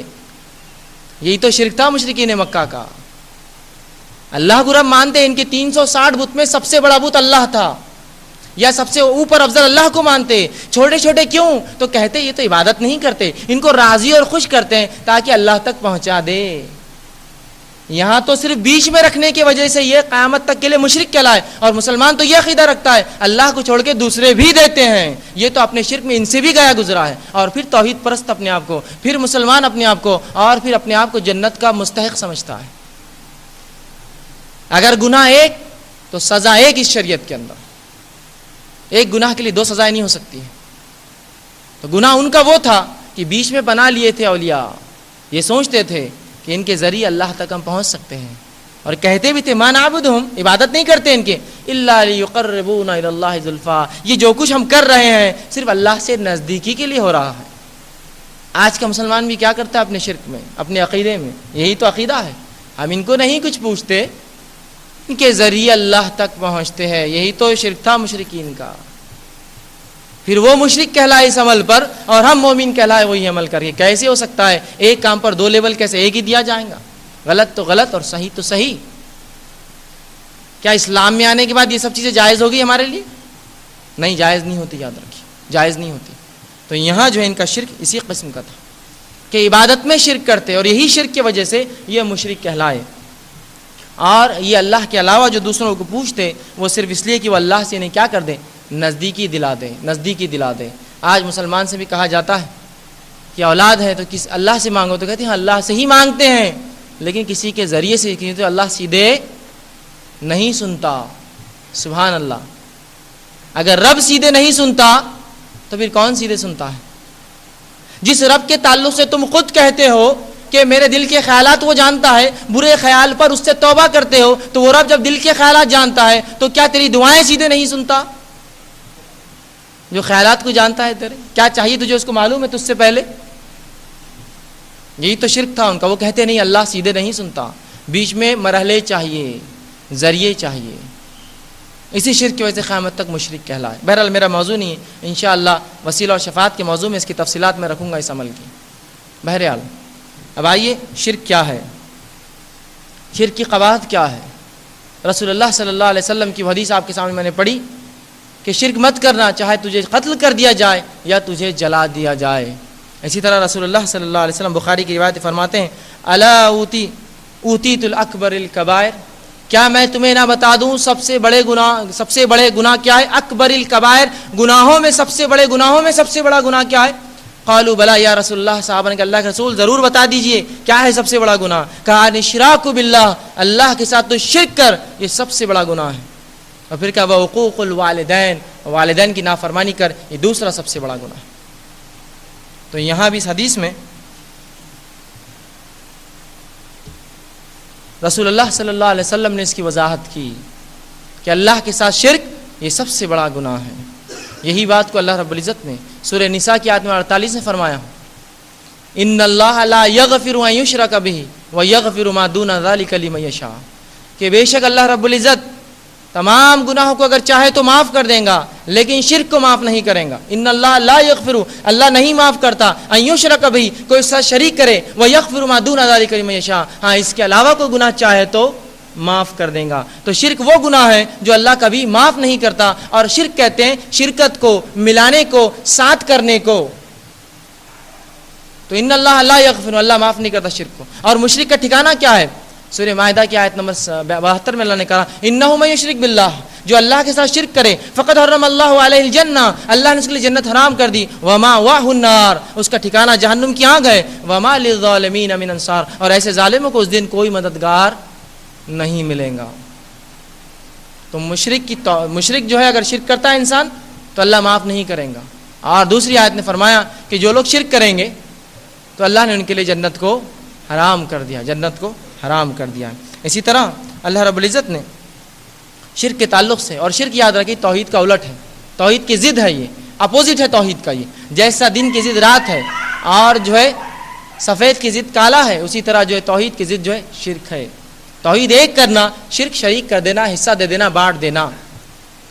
کمپنی جس کو کہتے ہیں, شرکت کہتے ہیں عربی زبان میں, ملا دینا اس کی ذات میں. تو بہرحال شرک یاد رکھیے یہ سب سے سنگین جرم ہے. لیکن آج ہم دیکھتے ہیں امت مسلمہ شرک میں ملوث ہے, اور اللہ رب العزت نے یہ بات پہلے ہی بیان کر چکا اپنی کتاب میں. سورہ یوسف کی آیت نمبر 106 میں اللہ رب العزت فرماتا ہے اللہ رب العزت فرماتا ہے وما یؤمن اکثرهم باللہ الا وهم مشرکون. اے محمد صلی اللہ علیہ وسلم آپ دیکھو گے کہ اکثر لوگ ایمان کے دعوے کے باوجود الا وهم مشرکون, سوائے شرک کے کچھ بھی نہیں کرتے ہیں. وضاحت کر دی اللہ نے, وما یؤمن اکثر, اکثریت جو ایمان کا دعویٰ کرتی ہے اللہ فرما رہا ہے الا وهم مشرکون, لیکن اللہ پر ایمان کا دعویٰ تو کرتے ہیں لیکن سوائے شرک کے کچھ بھی نہیں کرتے. تو کہ ہمارا معاملہ بھی تو ایسا نہیں ہے کہ ہم توحید کی بات کر رہے ہیں لیکن ایسا تو نہیں کہ سوائے شرک کے کچھ نہیں کر رہے ہیں, کہ تو اللہ نے اس بات کی وضاحت قرآن میں کر دی ہے. اور شرک جو ہے ہماری پیدائش کے مقصد کو ختم کر دیتا ہے, ہمارے دنیا میں بھیجے جانے کے مقصد کو ختم کر دیتا ہے. اور جب مقصد ختم ہو جاتا ہے تو پھر چیز کا کرنا بیکار ہو جاتا ہے. کسی نے دکان کھولی فائدے کے مقصد سے, اور فائدہ نہ ہوا, دکان بیکار رہی. تو مقصد ختم ہوا, چیز بیکار ہوئی. تو ہماری پیدائش کا مقصد اللہ کی عبادت ہے. سورہ زاریات کی آیت نمبر 56 میں اللہ رب العزت نے فرمایا وما خلقت الجن والانس الا لیعبدون, ہم نے جنوں اور انسانوں کو خالص اپنی عبادت کو پیدا کیا. انسان کی پیدائش کا مقصد عبادت ہے. اگر اللہ کے علاوہ کسی کی عبادت کرے, مقصد ختم ہوا, اس کی پیدائش کا مقصد بیکار رہا, دنیا میں آنے کا مقصد فوت ہو گیا, وہ بیکار رہا اس کا دنیا میں آنا. تو ہماری پیدائش کے مقصد کا الٹ ہے شرک, یاد رکھیے. تو جو شرک کرتا ہے وہ پیدائش کے مقصد کے خلاف کام کرتا ہے. اور اللہ رب العزت نے نبیوں کی بعثت کے تعلق سے سورہ نحل سورہ نمبر 16 آیت نمبر جو ہے 36 نے فرمایا وَلَقَدْ بَعَثْنَا فِي كُلِّ أُمَّةٍ رَسُولٍ أَنِ اعْبُدُوا اللَّهَ وَاجْتَنِبُوا الطَّاغُوتَ, کہ ہم نے ہر قوم ہر بستی میں نبیوں کو بھیجا أَنِ اعْبُدُوا اللَّهَ, اللہ کی عبادت کو حکم دیتے, وَاجْتَنِبُوا الطَّاغُوتَ, اور طاغوت شیطان کی عبادت سے لوگوں کو روکتے. تو نبیوں کی بعثت کا مقصد اللہ کی عبادت اور لوگوں کو بلانا, شرک اس کے اپوزٹ شیطان کی عبادت, گو یہ مقصد سے نفی, مقصد کے الٹ کام ہوتا ہے. اور شرک کیا گناہ ہے, یہ کتنا سنگین جرم ہے. قرآن کی ایک آیت آپ کے سامنے جو رکھوں گا, سورہ انعام کی آیت نمبر جو ہے 82 سے لے کر 88, سورہ نمبر 6 آیت نمبر 82 سے 88 میں اللہ رب العزت نے, یہ قرآن کا ایک ایسا مقام ہے جہاں اللہ رب العزت نے 18 انبیاءوں کے نام لیے، ایک کے بعد ایک دیگر 18 انبیاءوں کے نام لیے. بہرحال تفصیلات کا وقت نہیں ہے، آیت کی تلاوت کر کے اپنے مقصد کو آپ کو سامنے رکھتا ہوں. اللہ رب العزت آیت نمبر 82 سے 88 میں فرماتا ہے الذین آمنوا ولم یلبسوا ایمانهم بظلم اولئک لهم الامن وهم مهتدون، کہ جو لوگ ایمان لائے اور ایمان سے شرک نہ کیا وہی اللہ کی طرف سے امن میں ہیں اور وہی ہدایت یافتہ ہے. مطلب جو لوگ توحید پر رہیں گے انہیں دنیا میں امن ہے، ہدایت یافتہ. آگے فرمایا وتلک حجتنا آتینا ابراہیم علی قومی نرفع درجات من نشاء ان ربک حکیم علیم انک رب حکیم علیم، کہ اللہ نے فرمایا کہ بے شک جو اللہ رب فرماتا ہے یہی حجت تھی، یہی دلیلیں تھی جو ہم نے ابراہیم علیہ السلام کو جو ہے عطا کی تھی، اور اللہ جس کے چاہے درجات کو جو ہے بلند فرماتا ہے، اور اللہ رب الحکیم اور جو حکمت والا اور علم والا ہے. آگے اللہ نے فرمایا وَوَهَبْنَا لَهُ إِسْحَاقَ وَيَعْقُوبَ كُلًّا هَدَيْنَا وَنُوحًا، اور اس کے بعد ہم نے ان کی اولاد میں اسحاق کو اور یعقوب کو ہدایت دی، اور فرمایا وَنُوحًا هَدَيْنَا مِن قَبْلُ، اور اس سے پہلے نوح کو ہم نے ہدایت میں دی تھی، وَمِن ذُرِّيَّتِهِ، اور ان کی آل اولاد میں ہم نے ہدایت دی تھی، داؤد وسلیمان وایوب ویوسف، اور داؤد اور سلیمان ایوب اور یوسف کو، وموسیٰ وہارون وکذالک نجزی المحسنین، اور یہ تمام کے تمام جو موسیٰ اور ہارون یہ تمام کے تمام نیکوکاروں میں سے تھے. اس کے بعد کیا نے فرمایا وزکریا ویحییٰ وعیسیٰ والیاس کل من الصالحین، اور زکریا اور یحییٰ اور عیسیٰ اور الیاس اور تمام کے تمام صالحین میں نیکوکاروں میں سے تھے. پھر فرمایا واسماعیل والیسع ویونس ولوطا وکل فضلنا علی العالمین، اور اس کے بعد اللہ فرماتا ہے اور اسماعیل کو اور یسع کو اور یونس کو اور لوط کو ان تمام کو ہم نے عالمین پر فضل دیا. آگے فرمایا ومن آبائہم، اور ان کے آباء و اجداد میں ہدایت دی، وذریتہم، ان کی اولاد میں ہدایت دی، واخوانہم، ان کے بھائیوں کے دی، اور فرمایا وجتبیناہم وہدیناہم، ان کو ہم نے چنا اور ان کو ہم نے ہدایت دی، الی صراط مستقیم، اور ان کو سیدھی راہ پر چلایا. اور پھر آخری آیت میں 88 فرماتا ہے اللہ رب کذالک ذالک ھدی اللہ یہدی بہ من یشاء، یہ اللہ کی ہدایت ہے، اللہ جسے چاہے ہدایت دیتا ہے، من عبادی، اپنے بندوں میں، ولو اشرکوا، یہ اہم چیز ہے. اگر اے نبی یہ بھی شرک کرتے، 18 انبیاء جو گزرے ہیں جس میں برگزیدہ انبیاء میں سے جو ہے 4 گزر رہے ہیں، 5 انبیاء برگزیدہ ہے، اولوالعزم پیغمبر ہے. سب سے پہلے نوح علیہ السلام، ابراہیم علیہ السلام، موسیٰ علیہ السلام، عیسیٰ علیہ السلام، محمد صلی اللہ علیہ وسلم. اس میں سے 4 کا تذکرہ آ گیا ہے، اور اس کے علاوہ بھی اور بڑے بڑے انبیاءوں کے نام آئے ہیں. اور فرمایا آگے اللہ رب العزت نے وَلَوْ أَشْرَكُوا، اگر یہ بھی میرے ساتھ شرک کرتے، شریک کرتے، لَحَبِطَ عَنْهُمْ مَا كَانُوا يَعْمَلُونَ، جو کچھ انہوں نے کیا ان کے عمل بھی ہم برباد کر دیتے. 18 انبیاءوں کے نام میرے اور آپ کے نام نہیں ہیں، یہ میرے اور آپ کی شخصیتیں نہیں، انبیاء علیہ الصلوۃ والسلام. کہا جا رہا اگر یہ بھی شرک کرتے تو اے نبی ان کے اعمال کو برباد کر دیتا میں، جو کچھ انہوں نے کیا تھا. یہ تو ان انبیاءوں کے تعلق سے تھا. خود رسول اللہ صلی اللہ علیہ وسلم کے تعلق سے آئیے قرآن کیا فرماتا ہے. اللہ رب العزت فرماتا ہے اللہ کے رسول سے سورہ زمر کی آیت نمبر 65 میں بڑی سخت آیت، اللہ فرماتا ہے وَلَقَدْ أُوحِيَ إِلَيْكَ وَإِلَى الَّذِينَ مِن قَبْلِكَ، اے نبی ہم نے آپ کی طرف وحی کی اور آپ سے پہلے بھی یہی وحی کی تھی، لَإِنْ أَشْرَكْتَ، کہ اگر تو بھی اے نبی شرک کرے تو اللہ فرماتا ہے لَيَحْبِطَنَّ عَمَلُكَ، ہم تیرے عمل کو برباد کر دیں گے، وَلَا تَكُونَ مِنَ الْخَاسِرِينَ، اور تجھے بھی جہنم میں ڈال دیں گے.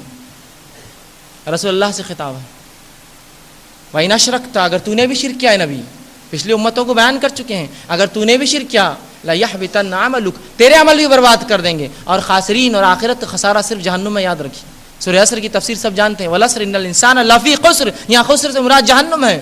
تو اے نبی آپ بھی خسارے میں ہوں گے اگر شرک کرو میرے ساتھ تو، یا شرک پہ اگر آپ کا خاتمہ ہو جائے تو شرک یاد رکھے اگر کسی نے کیا ہو تو وہ رب سے توبہ کرے. اگر اس پر مر گیا تو ہمیشہ کی جہنم میں جائیں گا. اس پر مر گیا، جیتے جی اگر یاد آ جائے، توبہ کر لیا دل میں، انشاءاللہ بچ جائیں گا. لیکن اگر شرک پر موت آ گئی تو یاد رکھیے وہ تو برباد ہو گیا. شرک کے بھی کئی اقسام علماء دیتے ہیں. بہرحال مختصر سے ان اقسام کو رکھ کر چند وہ باتیں جو ہمارے معاشرے میں شرک پایا جاتا ہے اس کو ایک کے بعد ایک آپ کے سامنے رکھنے کی کوشش کروں گا تاکہ واضح ہو جائے یہ بھی شرک ہے، اس سے بچنا ہے. شرک کے جو اقسام علماء دیتے ہیں وہ یہ ہے شرک فی الربوبیہ، اللہ کے رب ہونے میں شرک کرنا، شرک فی الاسماء والصفات، اللہ کے نام اور صفات میں شرک کرنا، شرک فی العبادہ، اللہ کی عبادت میں شرک کرنا. اس طرح شرک اکبر، بڑے شرک، شرک اصغر، چھوٹا شرک، شرک جلی، کھلا ہوا شرک، شرک خفی، چھپا ہوا شرک، ایسی اقسام بہرحال علماء اس کے دیتے ہیں. لیکن بہرحال شرک شرک ہے. اللہ نے اپنی کتاب میں کہیں بھی نہیں کہا بڑا اور چھوٹا، تمام کا گناہ، تمام کا عذاب وہی ہے. یہ صرف ہماری سمجھ کے لیے. چھوٹا شرک کیا ہوتا ہے اور بڑا کیا؟ بڑا وہ شرک جس کے کرنے سے انسان اسلام کے دائرے سے باہر، چھوٹا وہ جس کے کرنے سے اسلام کے دائرے میں ہوتا ہے لیکن جو ہے وہ توبہ نہ کرے تو بہرحال وہ بھی مشرک ہو جائے گا. لیکن بڑے شرک سے تو باہر ہی چلے جاتا ہے. یہ فرق ہے بس. لیکن شرک شرک ہوتا ہے. جو اس پر مر جائے وہ جہنم ہمیشہ کے لیے جائیں گا. اب چند وہ امور وہ کام جو ہمارے معاشرے میں لوگ کرتے ہیں جو کہ شرک ہے وہ آپ کے سامنے جو ہے ایک کے بعد ایک دیگر جو ہے رکھنے کی جو ہے میں کوشش کروں گا. جو ہمارے معاشرے میں پائے جاتے ہیں جن شرک کی جو اقسام پائی جاتی ہے وہ رکھنے کی کوشش کروں گا. سب سے پہلے تو وہ چیزیں آپ کے سامنے رکھوں گا جن چیزوں سے توحید میں کمزوری آتی ہے. توحید میں کمزوری آتی ہے مطلب شرک ہوتا ہے. اور وہ چیزیں رکھوں گا جس سے واقعے میں شرک ہوتا ہے. دونوں ایک کے بعد ایک نکات کی شکل میں رکھوں گا. پہلی چیز یہ جس سے توحید میں نفی کمی آتی ہے وہ یہ ہے کہ لوگوں سے برکتوں کی دعائیں کرانا اس نیت سے کہ ہماری اللہ دعا نہیں سنتا ہے. لوگوں سے جو ہے برکتوں کے لیے دعائیں کرانا, انہیں چھونا, ان کے قریب بیٹھنا اس تصور سے کہ ان سے چھونے سے ان کے قریب رہنے سے ہمارے کام اور معاملات نکل جائیں گے. جس طرح سے آج کل معاملہ ہے, ان سے ہاتھ ملا لو تو بیڑا پار, ان کے پیچھے چل لو تو فلاں, ان کا جھوٹا پانی پی لو تو یہ ہو جائیں گا. سوال میرا یہ ہے کہ رسول اللہ صلی اللہ علیہ وسلم نے کبھی اپنا جھوٹا پانی لوگوں کو پلایا؟ اگر ہوتا اس میں کامیابی تو صحابہ کر چکے ہوتے یہ عمل. پیر دھو کے پلائے کبھی اپنے, کہا مجھے چاٹ لو چوم لو تو اس سے تم بچ جاؤ گے. اگر صرف ہاتھ لگانا ہی کسی کو برکت بچا لیتا جہنم سے تو ابو لہب رسول اللہ کو لے کر گھوما ہے, چوما ہے, اٹھایا ہے, کھیلا ہے, کاندھے پر بٹھایا ہے, پھر بھی جہنم میں جا رہا ہے. نبی کو ہاتھ لگایا, کوئی معمولی شخصیت نہیں. خوش ہوا تھا, مٹھائیاں بانٹی تھی کہ میرے بھائی کو لڑکا ہوا, اپنی لونڈی کو آزاد کر دیا, آج تو آزاد ہے, میرے گھر بھتیجا ہوا ہے, جا. کچھ فائدہ نہیں دیں گا اس کو. تو یہ سمجھ کے چھونا چوبنا یا قریب رہنا, ساتھ رہنے سے یہ نیت کرنا کہ ہمیں فائدہ ہوگا, یہ انسان کو توحید میں کمزوری اور شرک کے قریب لے جاتا ہے. شرک نہیں, شرک پھر رکھوں گا اس کے بعد, لیکن کمزوری لانے کے سبب اسباب رکھ رہا ہوں پہلے.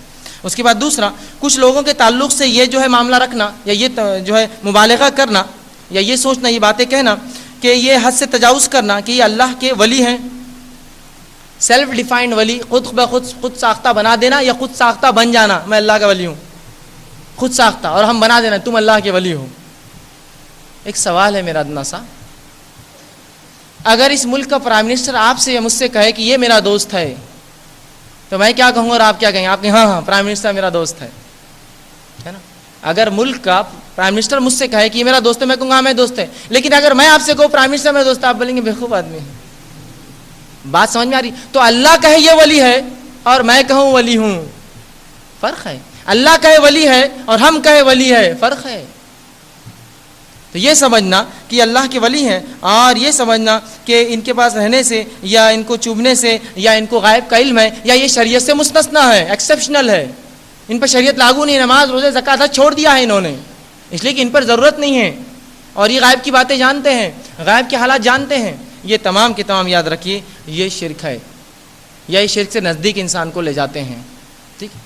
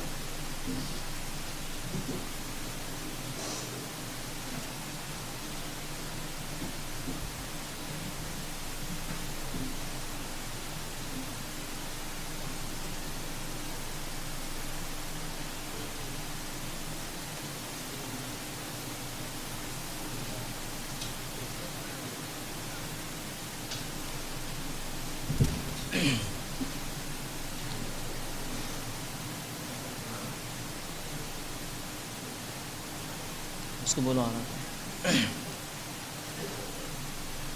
تو بہرحال اس طرح کے عمل کرنا یا یہ سوچنا کہ کچھ لوگ مستثنا یا غیب قائم رکھتے ہیں یہ بھی شرک سے نزدیک. اسی طرح علم نجوم پر بھروسہ کرنا.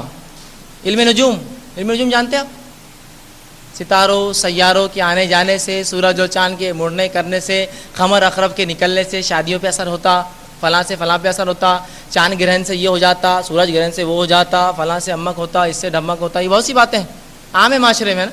بلکہ صبح اٹھتے اخبار نکال کے آپ کے ستارے کیا کہتے ہیں, آئیے میرا ستارہ کیا کہتا ہے، آپ کی پیدائش 15 فلاں سے 15 فلاں کے بیچ ہوئی ہے، آپ کا ستارہ فلاں ہے، اور یہ کہتا ہے آج کا دن برا ہے، تو آدمی اس دن مایوس ہے، میرا دن برا ہے، آج کا دن اچھا ہے، خوش ہے، آج کا دن میرا اچھا ہے.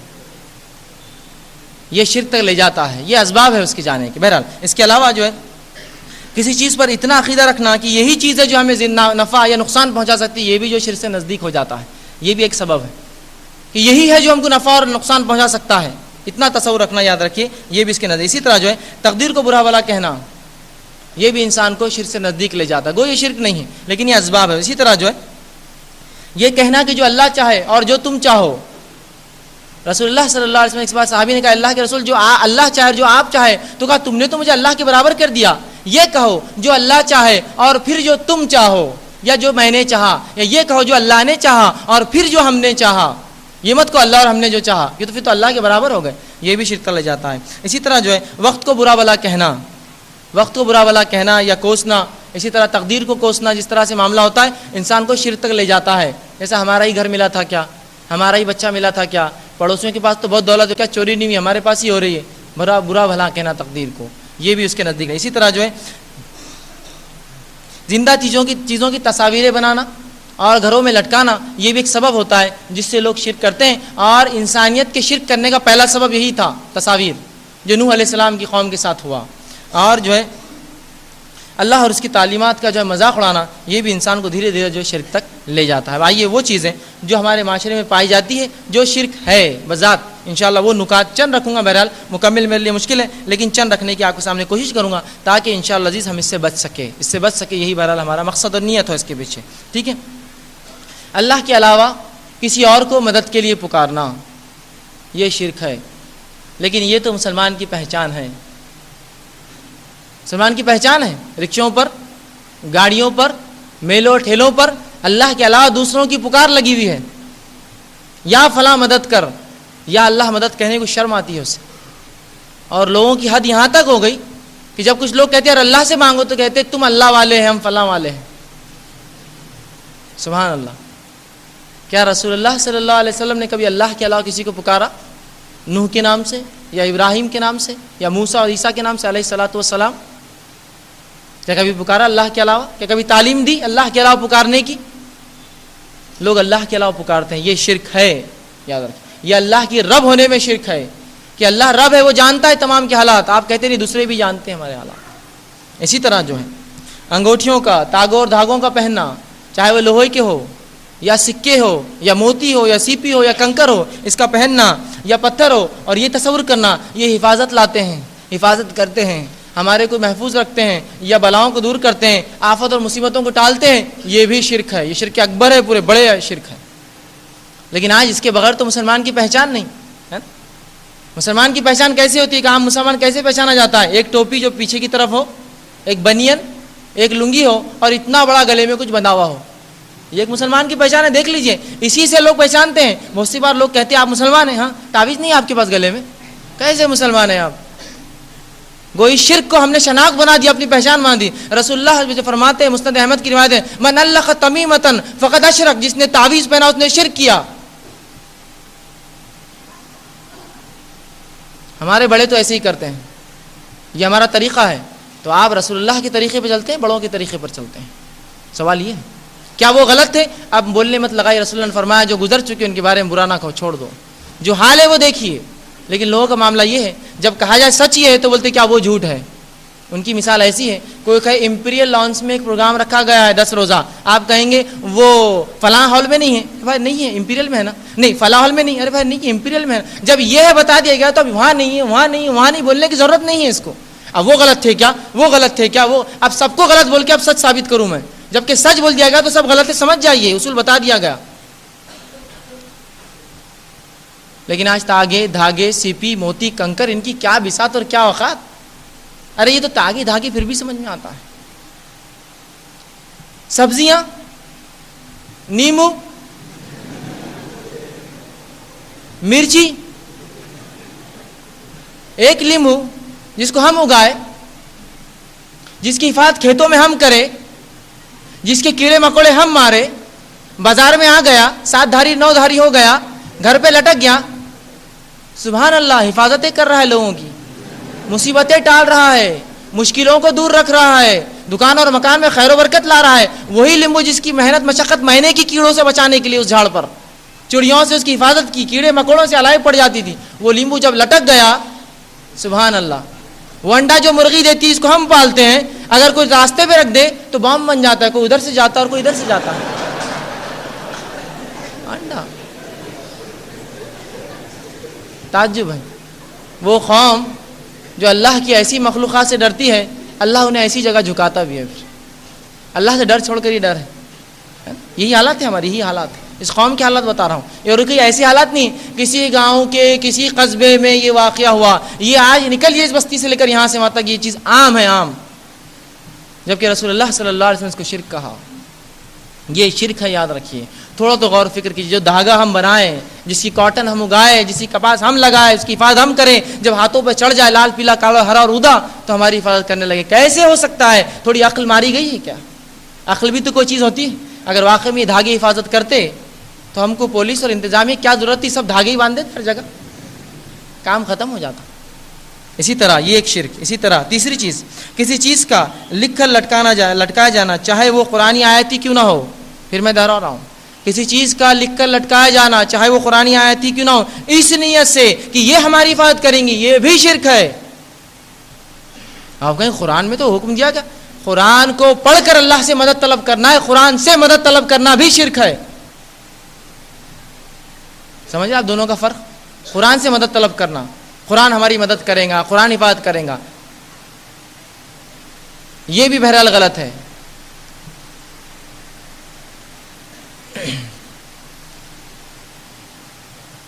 تو بہرحال یہ بھی یاد رکھیے غلط ہے, یہ بھی شرک کی ایک جو ہے قسم ہے. کے ذریعے رسول اللہ کی دعاؤں سے اب اللہ سے مدد مانگ سکتے ہیں, لیکن قرآن سے مدد مانگنا, اس سے حفاظت کی طلب کرنا, یہ بھی شرک ہے, یاد رکھیے. بہرحال اسی طرح جو ہے اللہ کے علاوہ دوسروں کے لیے قربانی کرنا. اب ہم کہتے ہیں قربانی ہم کہاں کرتے ہیں اللہ کے علاوہ؟ قربانی تو اللہ کے لیے کرتے ہیں, لیکن کس کے نام سے ہوتا ہے؟ محلوں میں بستیوں میں بکریاں چھوڑ دیے جاتے ہیں, ارے بکرا ہاتھ مت لگاؤ فلاں کا ہے. وہ اللہ کے نام لے کے ذبح ہوتا ہے, لیکن نیت کیا ہے, کس کے طرف منسوب ہے, وہ اس کا ہے, وہ اس کی قربانی, یہ بھی شرک ہے. تو ایسے جانوروں کی قربانی کرنا, چاہے وہ زندہ ہو یا مردہ انسان ہو, جس کی نیت سے یا نام سے کرنا, یاد رکھیے یہ بھی شرک ہے, اور یہ شرک اکبر میں سے ایک قسم ہے, بڑا شرک ہے, یاد رکھیے. ٹھیک ہے. اسی طرح جو ہے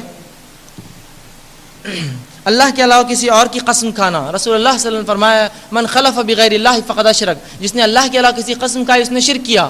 تو اللہ کے علاوہ کسی کی قسم کھانا یہ بھی شرک ہے, یہ بھی شرک ہے. 5 منٹ میں یہ بھی شرک ہے. اسی طرح جو ہے اللہ کے علاوہ کسی اور سے پناہ مانگنا یا ان سے دعائیں کرنا, یہ بھی شرک ہے. اللہ کے علاوہ کسی اور سے پناہ مانگنا یا دعائیں کرنا, چاہے اولاد کی ہو. تھوڑی سی اگر ایک مسلمان قرآن و سنت کی تعلیم حاصل کرے اور اس کا مطالعہ کرے تو یہ پتہ چل جائے گا کہ اللہ کے علاوہ کوئی نہیں جو آپ کی دعائیں سنتا ہے, چاہے اولاد کی ہو, مصیبت کی ہو, پریشانیوں کی ہو. رسول اللہ صلی اللہ علیہ وسلم کی زندگی کا ایک واقعہ سناتا ہوں, واقعہ سن کے شاید بات سمجھ میں آ جائے. رسول اللہ صلی اللہ علیہ وسلم کو جو لڑکے ہوئے, 3 لڑکے آپ کو ہوئے, تینوں کا انتقال ہوا ایک کے بعد ایک دیگر. قاسم کا انتقال ہوا رضی اللہ عنہ, ابراہیم کا انتقال ہوا رضی اللہ عنہ, اور عبداللہ کا انتقال, ابراہیم اور عبداللہ کا انتقال ہوا رضی اللہ عنہ. یہ 3 آپ کو لڑکے ہوئے, تینوں کا انتقال ہوا. ابراہیم کے انتقال کا واقعہ آتا ہے, یہ 2.5 سال کی عمر پائی انہوں نے.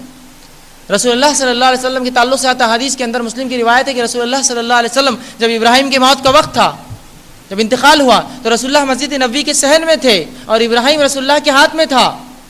اور رسول اللہ صلی اللہ علیہ وسلم کبھی آسمان کو دیکھتے اور کبھی ابراہیم کو دیکھتے جو کہ ہچکیاں لے رہا تھا, کبھی آسمان کو دیکھتے اور کبھی جو ہچکیاں لیتے ابراہیم کو دیکھتے. وہ اپنے رب سے التجا کرتے ہیں, میرے رب یہ آخری اولاد ہے, لوگ کیا کہیں گے.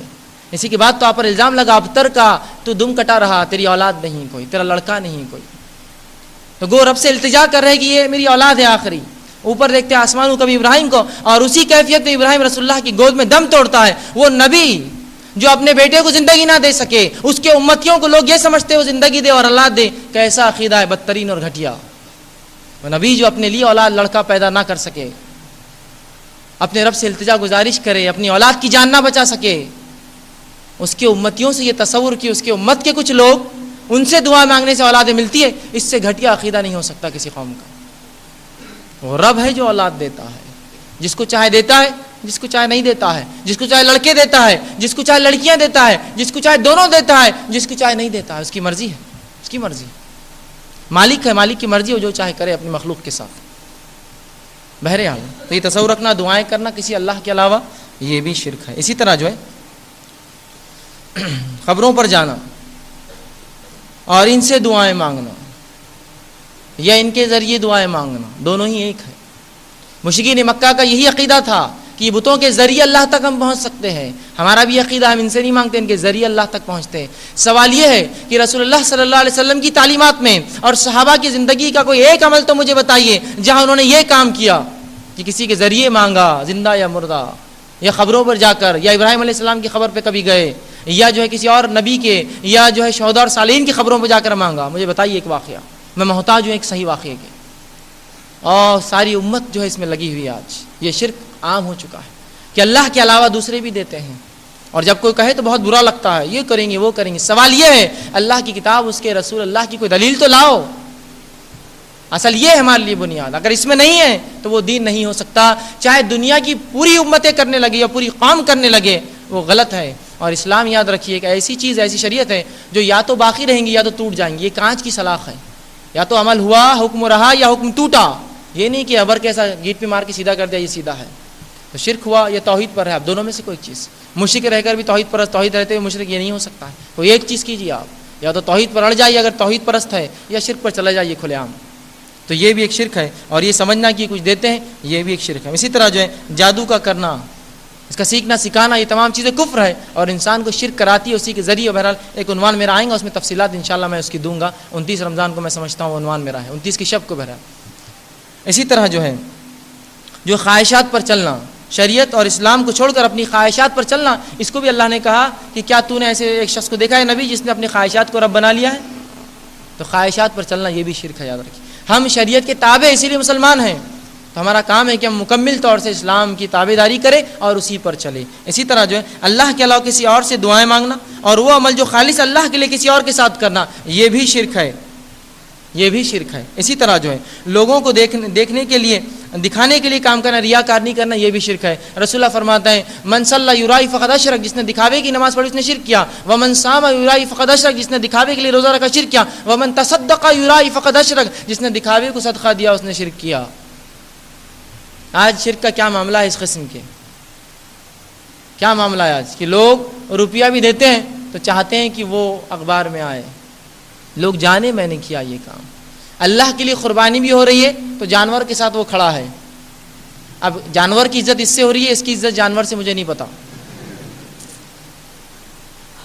یہ حالات ہیں ہمارے دکھاوے کے معاملے میں. ریا, اور ریا شرک, رسول اللہ ریا شرک ہے.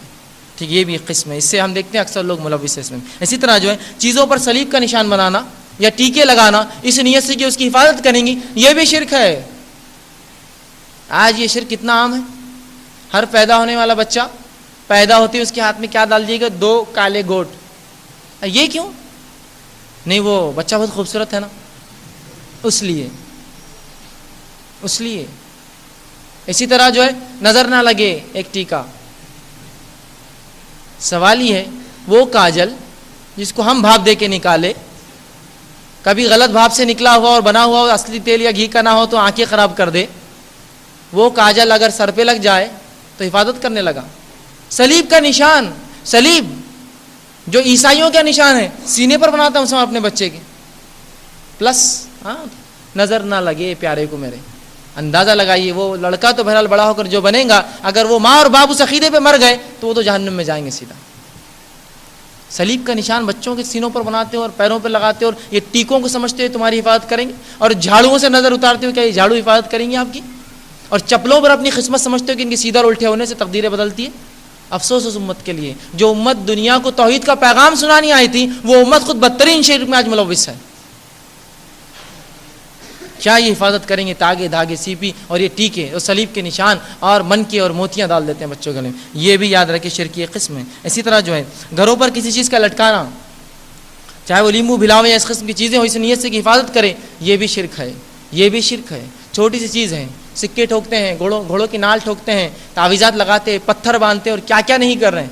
یہ سب تمام شرک کی اقسام ہے, یاد رکھیے. یہ عقیدے کو بودھ اور بیکار کر دیتا ہے, یہ آپ کے اللہ سے توبہ کو ختم کر دیتا ہے. رسول اللہ فرماتے ہیں اللہ انسان کو معاف کرتا رہتا ہے جب تک کہ انسان اللہ اور اپنے بیچ میں آڑ نہ لائے. صحابہ نے کہا اللہ کے رسول آڑ کیا ہے؟ کہا شرک. شرک آڑ ہے, اگر تم شرک کرو تو اللہ توبہ بند کر دیتا ہے معاف کرنا. تو شرک سے توبہ قبول نہیں ہوتی. اور ایک روایت میں فرمایا، طبرانی کی روایت ہے، بدعت سے جو انسان کے اعمال جو ہے توبہ قبول نہیں ہوتی، اور شرک سے اس کے اعمال قبول نہیں ہوتے. تو توبہ بھی بند، اعمال بھی ختم ہو جاتے، برباد ہو جاتے.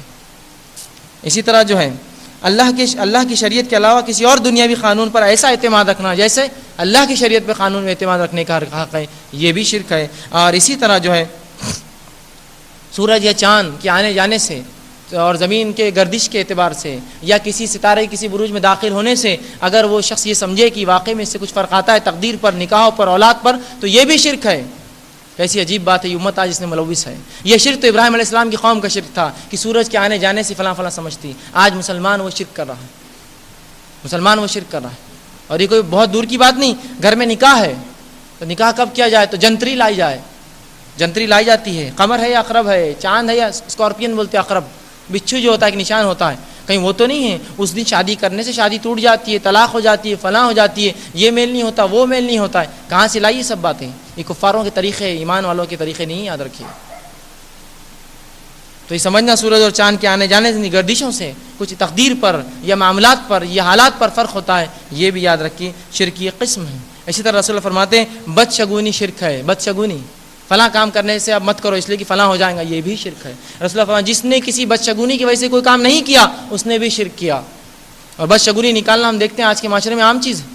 شروع کرنا چاہیے، عام چیز ہے اس معاشرے کے اندر. تو بدشگونی مت نکالیے، یہ بھی بڑا جو ہے سنگین گناہ ہے. تو بہرحال یہ چند باتیں تھی مختصر سی جو میں نے کوشش کی آپ کے سامنے شرک جو چلتا ہے وہ رکھوں. بس ایک چیز آخر میں کہوں گا، شرک یہ دنیا کا سب سے بدترین گناہ ہے. اس کے لیے اللہ سے اپنے توبہ کرے اور کبھی جو ہے اس کی زندگی میں نہ کرے. خود کو بھی اس سے بچائے، اپنی آل اولاد کو بچائے، اپنی نسلوں کو تعلیم دے توحید پر رہنے کی، اور اللہ سے ہمیشہ دعا کرے اے اللہ جو شرک ہوا ہے اسے معاف کر، اور آنے والی زندگی میں ہم سے تمام قسم کے شرک کھلے اور چھپے سے ہماری حفاظت کر، ہماری نسل اور آل اولاد کی اس سے جو ہماری حفاظت کر، اور جو ہمیں جو ہے آخرت میں جو ہے جب تک زندہ رکھے ایمان اور اسلام پر جو ہے زندہ رکھ، اور ہمارا خاتمہ ایمان اور توحید پر ہو. یہ دعا اپنے رب سے جو ہے ہمیشہ کرتے رہنا چاہیے. اور ایک شرک جیسے قبیح اور بدترین گناہ سے اپنے آپ کو اور اپنی نسلوں کو بچائیے، جو کہ آج اس معاشرے میں ناسور کے جیسا یا دیمک کے جیسا لگ چکا ہے، جو لکڑی وہ کھا رہا ہے. بہرحال اللہ سے آخر میں دعا کروں گا اللہ رب العزت کہنے سننے زیادہ عمل کی توفیق دے، جب تک زندہ رکھے اسلام اور ایمان پر زندہ رکھے، اور ہمیں توحید پرست بنائے، اور شرک کی ہر قسم سے ہماری حفاظت کرے، ہماری نسلوں کے اس معاشرے کی حفاظت کرے، اور تمام انسانوں کو توحید کی جو ہے سمجھ دے تاکہ وہ توحید پر چلے، توحید پر رہے، اور ہمارا تمام کا خاتمہ توحید پر اور ایمان پر ہو. وآخر دعوانا الحمدللہ رب العالمین. سبحان ربک رب العزت عما یصفون وسلام علی المرسلین والحمدللہ رب العالمین.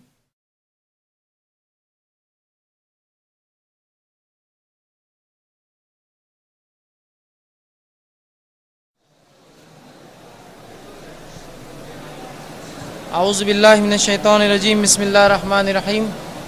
الحمدللہ والصلاة والسلام علی خاتم النبیین والمرسلین. رب اشرح لی صدری ویسر لی امری واحلل عقدۃ من لسانی یفقہوا قولی. اما بعد، انشاءاللہ عزیز اب جو ہے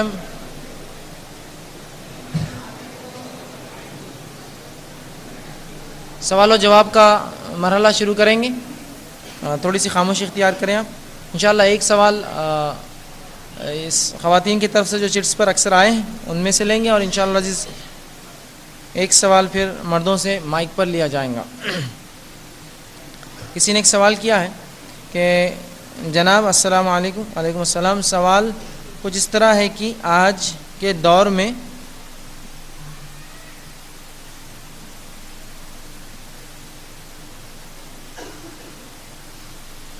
کیا ہے کہ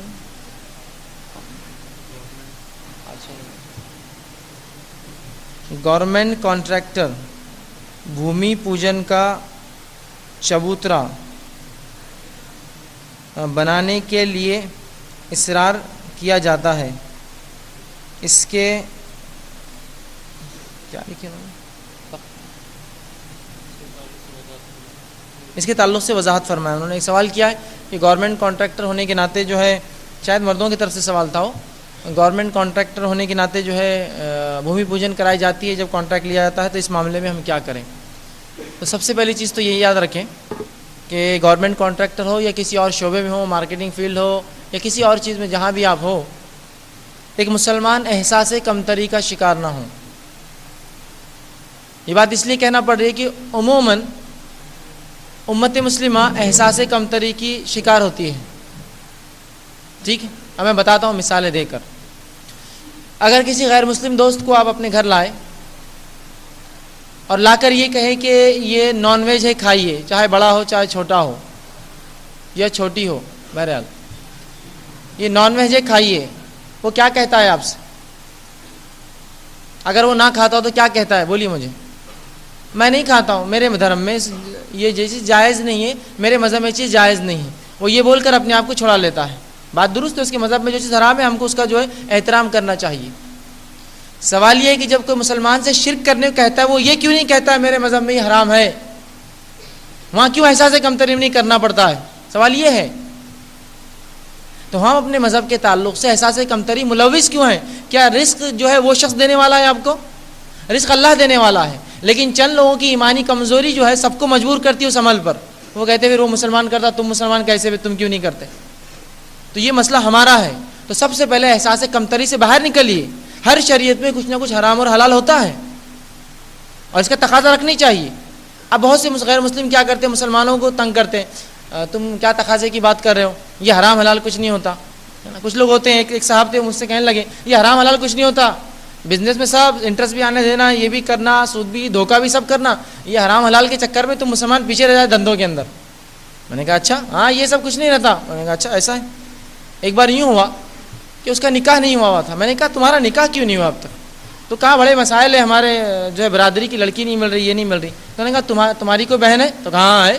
تو اس سے نکاح کر لو، برادری کی ہے تمہارے. دیکھو بہن سے شادی حرام ہے. تو آپ کیسا تم بول رہے حرام اور حلال؟ جب میں کہہ رہا ہوں سود حرام ہے میرے مذہب میں تو تم کہہ رہے ہو حرام حلال کچھ بھی نہیں، سب کھاؤ سب پیو سب لو. لیکن جب میں نے تم کو جواب تم بول رہے حرام ہے. تو ہر مذہب میں ہر دھرم میں یہ چیز ہوتی ہے. تو مسلمان شرماتا کیوں بولنے کہ میرے پاس جائز نہیں؟ تو یاد رکھیے بھومی پوجن کے لیے وہ کچھ چبوترے بناتے ہیں، پھر وہ گاڑی کے سامنے کچھ ناریل یا گلال، یہ اسلام میں جائز نہیں ہے. تو آپ کہہ دیں آپ کو کرنا ہے آپ کا، آپ کیجیے، ہم کھڑے رہ کے دیکھ لیتے ہیں، پھر ہم اپنا کام شروع کر دیں گے. لیکن ایک مسلمان خود بڑھ چڑھ کے میں پڑھتا ہوں تاکہ بتائے کہ میں اور آپ ایک جیسے، اگلا کانٹریکٹ بھی مجھے ملنا، گو اللہ کی شریعت کو اس کے ساتھ شرک کر کے سمجھتا ہے میں ترقی پاؤں گا. بہت بری بات، بہت بری بات. اور یہ ہر فیلڈ میں، ہر معاملے میں. داڑھی کا معاملہ ہوتا ہے، بہت سے لوگ بولتے ہیں داڑھی رکھ لی تو مارکیٹنگ میں رکھتے نہیں ہیں، فلاں ہو گیا تو فلاں نہیں کرتے ہیں. یہ صرف خیاسی باتیں ہیں ہماری. بڑی بڑی پوزیشنز پہ آپ کو داڑھی والے لوگ ملیں گے. آج ہم احساس کمتری ہیں بول کر مسئلہ ہے. کیا کسی سکھ کو آپ نے دیکھا بغیر داڑھی کے کسی اس پر؟ وہ اپنے مذہب پڑھا ہوا ہے، داڑھی کے بغیر تو نوکری گئی ادھر اور سب گیا، میں نہیں چھوڑ سکتا. کیوں مسلمان اپنے مذہب میں احساس کمتری ملوث ہے؟ چاہے وہ یہ بھومی پوجن کا معاملہ ہو، چاہے پھر وہ شرک کرنا ہو، چاہے پھر وہ ایک ہاتھ سے لے کر پھینک دینا. میں لے کے پھینک دیتا بولے ان کے غیر اللہ کا جو کھانا ہے. سوال یہ لیتا کیوں ہے بھائی؟ تو لینا اور پھر نہیں کھانا بات ایک ہی ہے. وہ چیز خرید کے گھر لا کر پھینکنا یا ایک ہی بات استعمال کرنا. تو بہرحال احساس کمتری ذرا باہر نکلیے اور کہیے کہ میرے مذہب میں، میرے دھرم میں یہ حرام ہے. اور کوئی بھی احترام کریں گا آپ کی اس کا، آپ دیکھیے بولیے تو صحیح. آپ جان دو وہ کیا سوچیں گا، کھا لو، آپ بولیے انشاءاللہ. تو یہی معاملہ بھومی پوجن اور دیگر چیزوں کا ہے. ہاں ان کے مذہب کی وہ چیز ہے وہ کرتے رہے، اس سے ہم کو کوئی اعراض نہیں. لیکن بہرحال اس کو کہیے میرے دھرم نے، میرے مذہب نے اس کی اجازت نہیں. تو بہرحال آپ اس معاملے میں مجھے چھوڑ دیجیے. آپ کرنا چاہے خود کیجیے اپنا کام، آپ کی بھومی آپ اس کی پوجن کیجیے جو بھی ہے. میں نہیں کر سکتا. بھومی پوجن کا معنی ہوتا ہے زمین کی عبادت کرنا. سیدھی سے الفاظ ہے بھومی اور پوجا، سیدھی سی بات ہے. مسلمان اللہ کے علاوہ کسی کی عبادت نہیں کرتا، گو زمین ہو یا کوئی اور چیز ہو. اس لیے کہ وہ اللہ ہے جس نے زمین نہیں بنائی، مسلمان یہ کہتا ہے، اور تمام مخلوقات اللہ نے بنائی. تو اس کی عبادت کرنا خود بخود تمام معاملہ ہو گیا. ٹھیک ہے. تو بہرحال اس کے لیے وہ کہہ دے نہ یہ میں نہیں کر سکتا. جی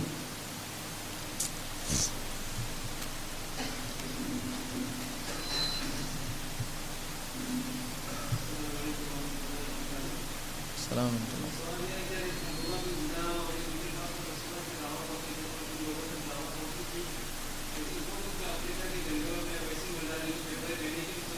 جی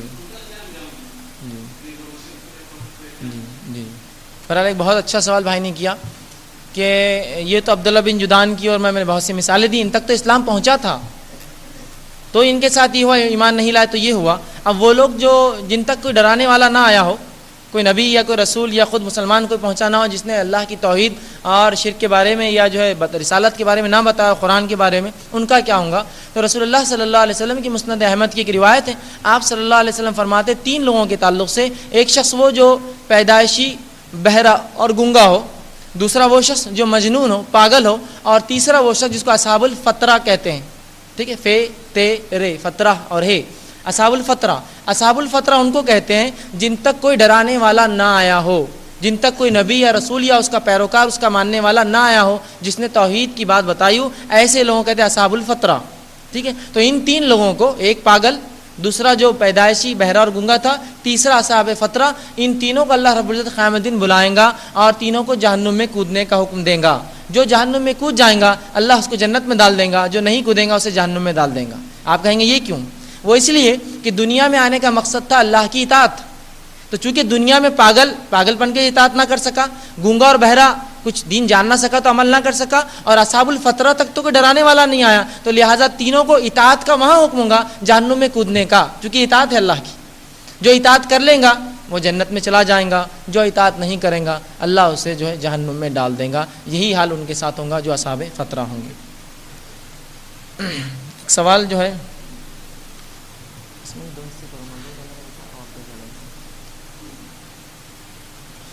کسی نے سوال کیا، ہمارے یہاں رواج عام ہے کہ بچے کو 7 دن پر کاجل لگایا جاتا ہے، تو کیا یہ بھی شرک ہے؟ سوال اچھا ہے. بہرحال میں سمجھتا ہوں تھوڑا سا ایک دن بڑھ گیا اس میں، 6 دن پر لگایا جاتا ہے نا، چھٹی بولتے ہیں اس کو.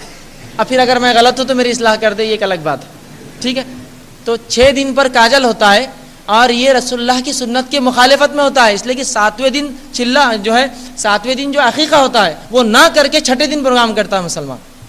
رسول اللہ نے سنت طریقہ یہ تھا کہ بچہ پیدا ہو تو 7ویں دن عقیقہ کیا جائے، پیارا سا کوئی نام رکھا جائے، اس کے بال منڈائے جائے، اس کے بالوں کے وزن کے برابر کچھ جو ہے سونا چاندی تقسیم کی جائے، یہ سنت ہے. اس کے بالمقابل ہم نے 6ٹھی ایجاد کی ہے، اس میں کیا کرتے، بڈیاں جمع ہوتے گھر کی. بہرحال میں احترام کے ساتھ کہہ رہا ہوں اس لیے کہ بہت سی بار ان عورتوں نے جو دین کا علم نہیں رکھتی اپنے عمر کا تقاضا بتا کر شرک اور بدعت میں ملوث کیا اس امت کو.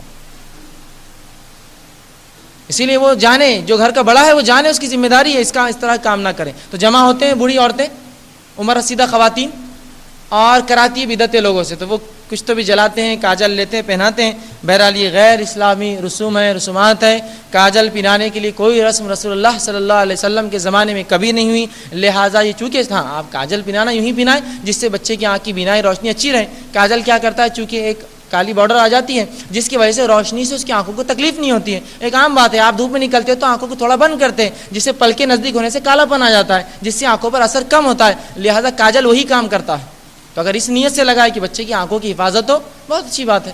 لیکن یہ نیت سے کہ اس کا ایک رسم ہوتی ہے، وہ جمع ہوتے ہیں، پھر اس کے لیے چھری لائی جاتی ہے، چھری پر وہ دھواں بھاپ کسی چیز کی لیتے ہیں، پھر اس کو یہی انگلی استعمال ہونا، یوں کر کے اس کا طریقہ ہے بچے کو سیدھا قبلے جانب، منہ فلاں، پیر ادھر، ہاتھ ادھر، یہ پھر وہ کاجل کی رسم، وہ چیخ رہا بیچارہ، چلا رہا، رو رہا، آنکھوں میں اتنا کاجل بھر دیتے یہاں سے یہاں تک. غلط، سب غلط، درست نہیں ہے. بہرحال شرک نہیں ہے، لیکن پھر کہوں گا یہ خرافات ہیں، بدعات میں سے ایک بدعت ہے، لیکن شرک نہیں ہے، شرک نہیں ہے. ٹھیک ہے، بہرحال خرافات. جی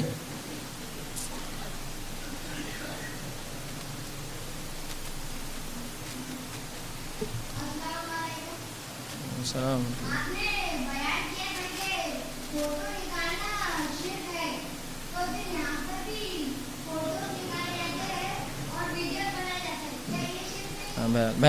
بھائی نے ایک بڑا پیارا سوال کیا، آن دا پوائنٹ،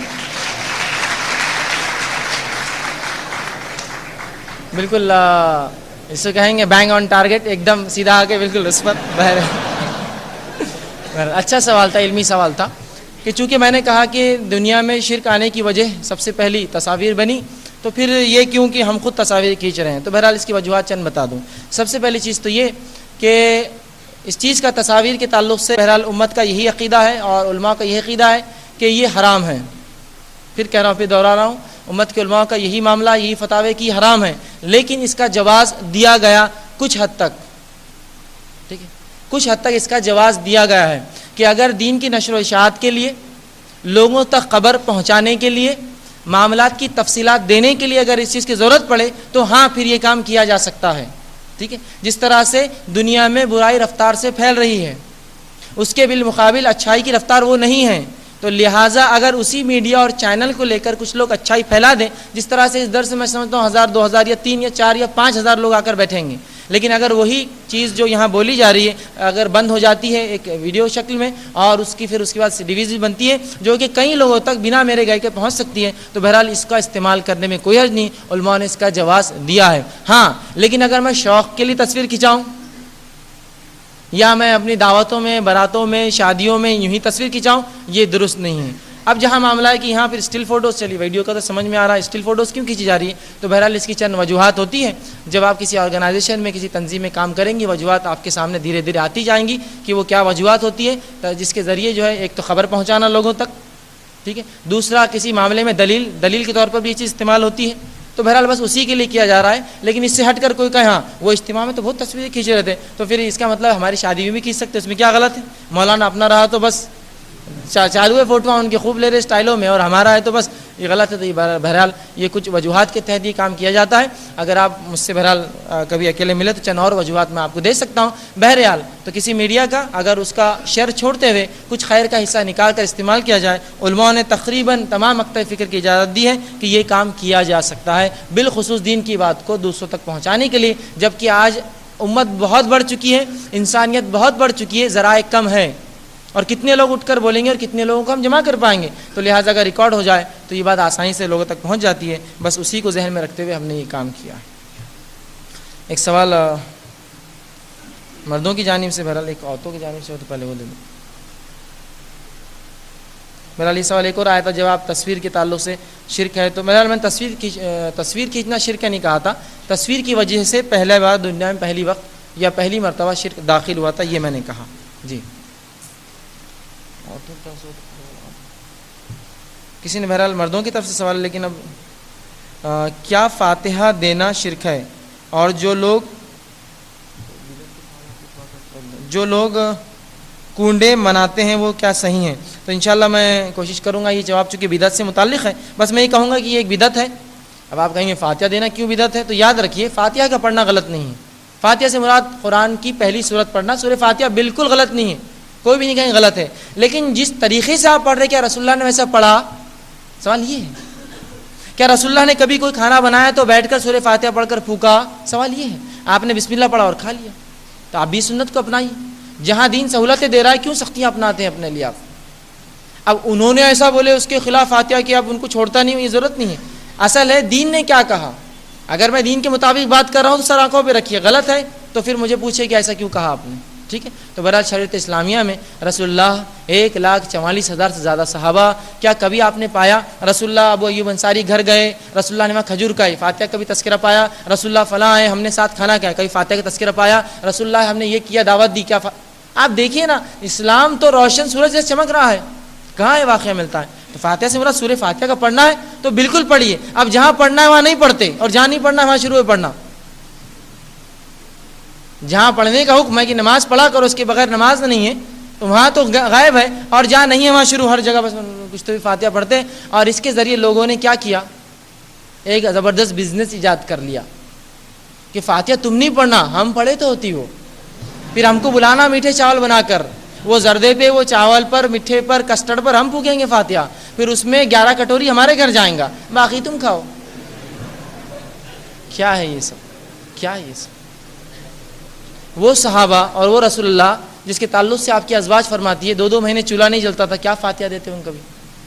2 مہینے چولہا نہیں ہے، کھجور کھا رہے ہیں۔ ایک بار ایک فقیر گھر پر آیا، رسول اللہ نے کہا کچھ ہے تو دے دو، کہا رسول اللہ صرف 3 کھجور ہیں، تو کہا 1 دے دو، 2 ہم لوگ کھا لیں گے، کہ 1 دے دیا گیا۔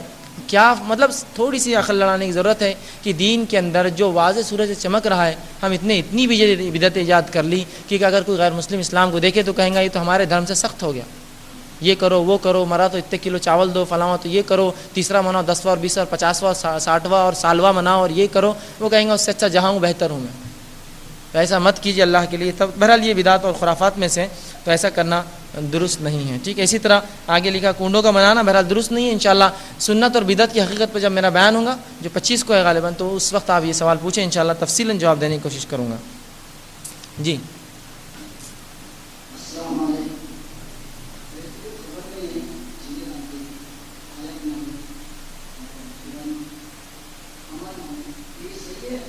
بھائی نے ایک اچھا سوال کیا، عقیدے سے تعلق ہے کہ جو لوگ کسی کا انتقال ہوتا ہے تو قبروں میں کچھ چیزیں ڈالتے ہیں، ٹھیک ہے؟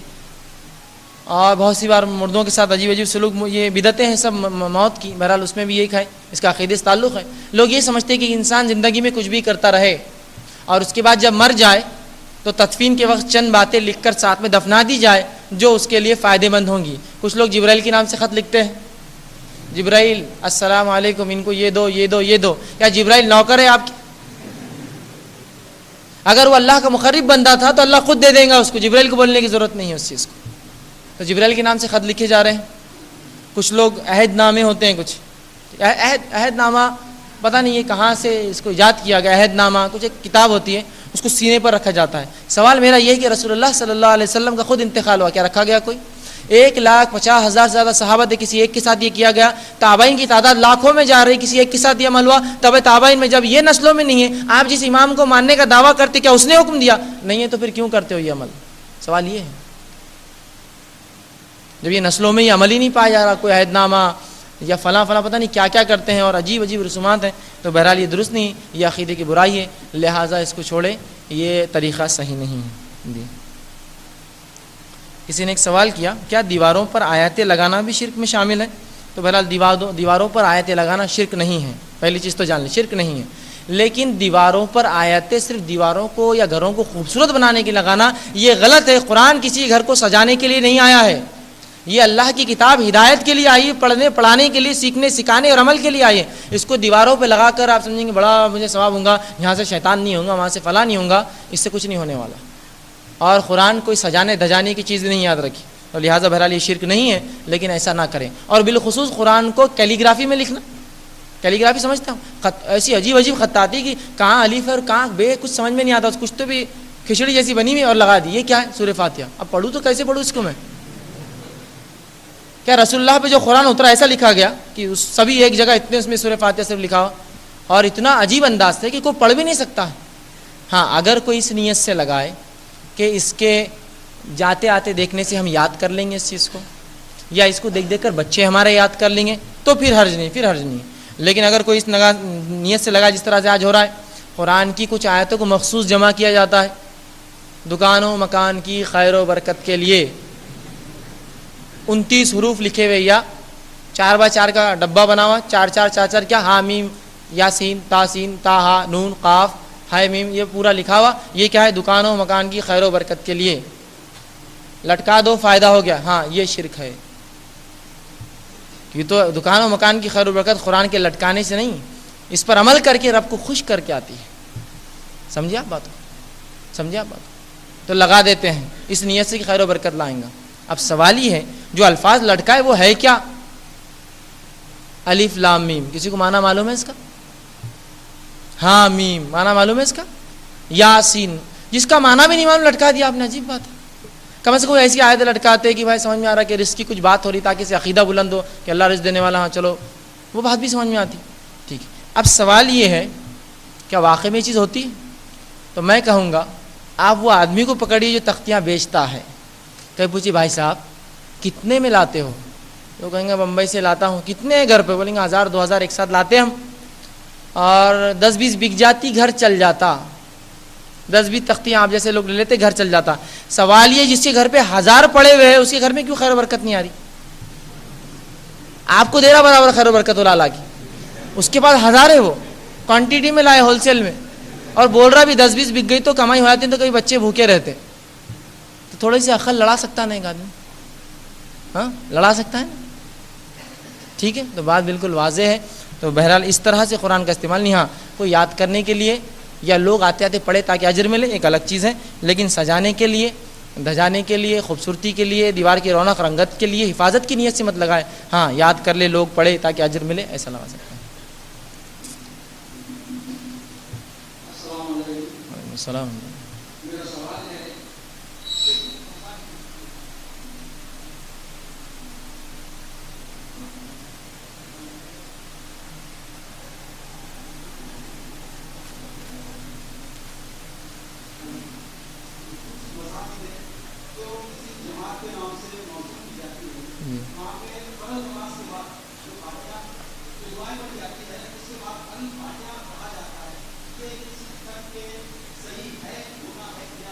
بہرحال بھائی نے ایک سوال کیا جو کہ شرک یا توحید سے نہیں بھرا، لیکن ایک عمومی سوال ہے اعمال کے تعلق سے. انہوں نے پوچھا کہ بہت سی مساجد میں کچھ لوگ کچھ عمل کرتے ہیں اور نماز کے بعد الفاتحہ بول کے کچھ پڑھتے ہیں، تو کیا یہ درست ہے؟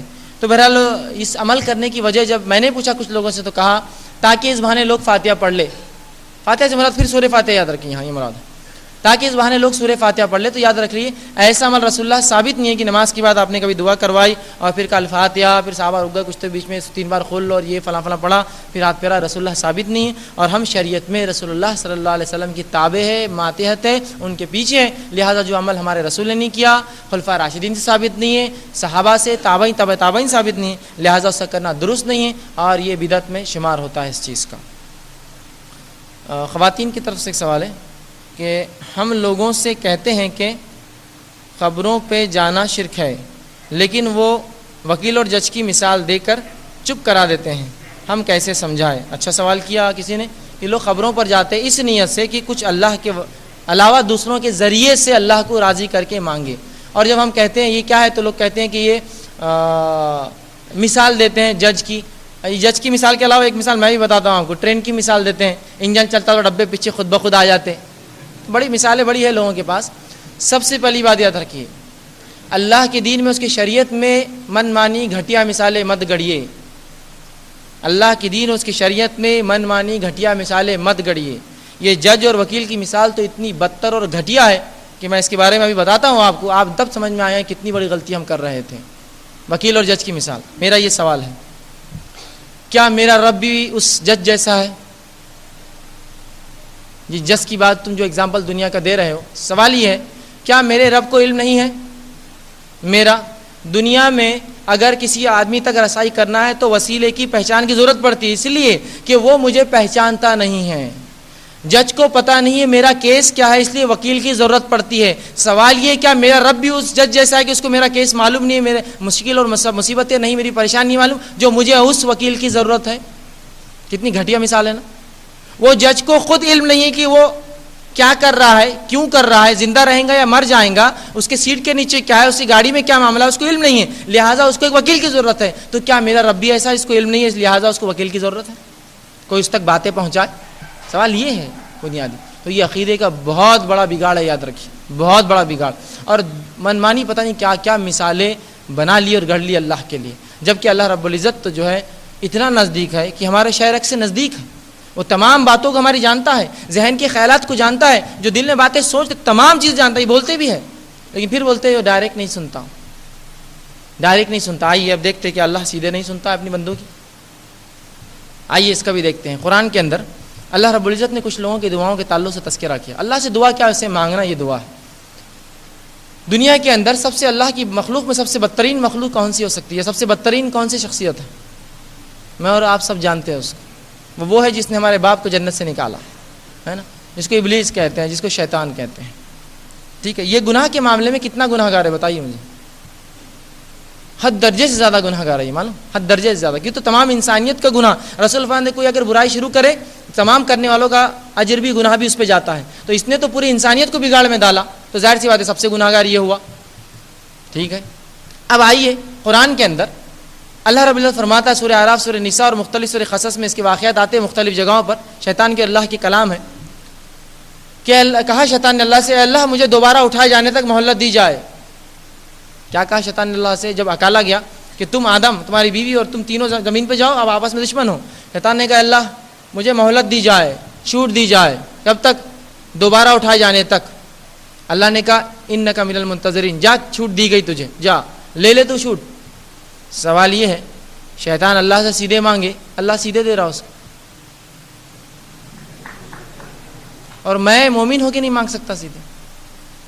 سب سے بدترین مخلوق اللہ کی، وہ اللہ سے سیدھے مانگتی ہے، چونکہ شیطان کو پتا تھا، اس کا عقیدہ اس معاملے میں درست تھا کہ اللہ سیدھے سنتا ہے میرا رب. یہ نہیں کہ اللہ آدم کے وسیلے سے، اے اللہ ان فرشتوں کے وسیلے سے، اے اللہ جبریل کے وسیلے سے. کہا اللہ مجھے دوبارہ اٹھایا، وقت دیا. اللہ نے کہا انک من المنتظرین، جا تجھے چھوٹ دی گئی، دوبارہ جا اٹھانے. وہ جانتا تھا اللہ سیدھے سنتا ہے، لیکن آج مسلمان نے ایسا عقیدہ بنا لیا خواہ مخواہ کہ اسے اللہ سیدھے نہیں سنتا ہے. یاد رکھیے رسول اللہ صلی اللہ علیہ وسلم نے دعا کا طریقہ سکھایا. رسول نے فرمایا الدعاء العبادہ، دعا عبادت ہے. ایک روایت نے فرمایا الدعاء مخ العبادہ، دعا عبادت کا مغز ہے. کیا کبھی آپ نے دعا کا یہ طریقہ سکھایا جو ہم نے ایجاد کیا؟ ہاں وہ ایک حدیث آدم علیہ السلام جنت سے نکالے جا رہے ہیں، ہے نا، واقعہ آپ سنو، عرش کی طرف دیکھا تو عرش پہ لکھا تھا لا الہ الا اللہ محمد رسول اللہ، کہا اللہ محمد کے وسیلے سے مجھے معاف کر دے، میری جو ہے بخشش مغفرت کر دے۔ اللہ نے کہا اے آدم کیسے پتہ چلا؟ تو کہا میں جب نکل رہا تھا تو عرش پہ دیکھا لا الہ الا اللہ، تو میں سمجھ گیا محمد کوئی خاص ہے جو اپنے نام کے ساتھ تو نے لگایا ہے، لہٰذا اللہ نے کہا جا محمد کے وسیلے تجھے معاف کیا۔ تو آدم نے کہا اللہ اب میں دنیا میں جا رہا ہوں تو اب میں کیسے یاد رکھوں یہ چیز؟ تو اللہ نے کہا ٹھیک ہے، ایک انگوٹھے پہ لا الہ الا اللہ، دوسرے محمد رسول اللہ، اس لیے وہ لوگ ہر بار لا الہ الا اللہ محمد رسول اللہ۔ یہ عقیدہ ہے۔ سوال یہ ہے الٹے ہاتھ پہ اگر میں محمد لکھوں تو آپ کیا بولیں گے مجھے؟ تم بول رہے محمد رسول الٹے ہاتھ پہ، ہم اگر لکھیں الٹے پہ محمد تو ہم کو تو گالیاں اور جوتے پڑیں گے۔ رسول اللہ کا نام الٹے ہاتھ پہ لکھتا رہو بھی انگوٹھے پہ، کہیں سے عجیب عقیدے۔ تو کہا دیکھا تو کہا ہاں یہ بنیاد ہے، دیکھو رسول اللہ کے وسیلے سے معافی ہوئی۔ یاد رکھیے یہ حدیث موضوع ہے، جھوٹی ہے، یہ حدیث موضوع ہے۔ اب کچھ لوگ بولتے نہیں موضوع کچھ نہیں رہتا، بس سب حدیث رہتی ہے نا۔ تو میں ان سے پوچھتا ہوں آم خریدنے جاتے تو سڑے ہوئے آم بھی کھاتے کیا ساتھ میں؟ میں آم کو آم سمجھتا، سڑا ہوا ہو، کچا ہو، پکا ہوا ہو، کھٹا ہو، میٹھا ہو، سب کھاتا میں، آم رہتا۔ تو اگر ایسا ہے تو ہم کو بولیے، ہم آپ کے گھر پہ آم اور پھل پہنچائیں گے لے جا کے، وہی بھاؤ میں جو بھاؤ میں سیب مل رہے 100 روپے کلو کے سڑے ہوئے سیب۔ آپ بولیں گے نہیں ہم فرق نہیں، سیب ہے کھاتے جاؤ۔ دنیا میں فرق کرتے ہیں، جہاں محدث نے فرق کیا اس فرق کو اچھا یہاں بھی منمانا ہوتا ہے، کبھی مخالف کوئی دلیل دیا جماعت کا تو بولتے یہ ضعیف ہے، ہم نہیں مانتے، موضوع ہے، اپنا راہ تو نہیں چلتا، یہ سب جائز ہے اپنے لیے، یہ کیسی بات ہے؟ تو یہ حدیث موضوع ہے، جبکہ اللہ رب العزت نے سورہ اعراف میں وہ توبہ کے الفاظ بھی دہرا دی کہ اللہ نے آدم کو توبہ کے کلمات سکھا دی، اور وہ کلمات کیا تھے؟ ربنا ظلمنا انفسنا وان لم تغفر لنا، کلمات آ گئے نا۔ اب قرآن کے خلاف کوئی بات آئے تو ظاہر سی بات درست نہیں ہو سکتی کبھی، ٹھیک ہے؟ تو یہ واقعہ درست نہیں ہے، لہٰذا اس پر عمل درست نہیں۔ جی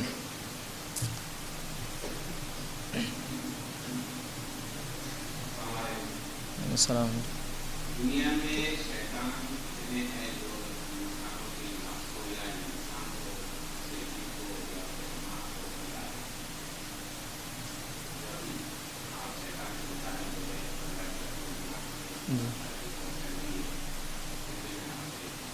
جی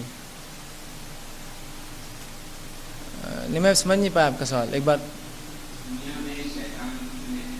ہاں بھائی نے ایک سوال کیا کہ شیطان کے تعلق سے میں نے کہا دنیا میں شیطان کتنے ہیں، تو یاد رکھیں دنیا میں شیطان کتنے ہیں جس سے دماغ کو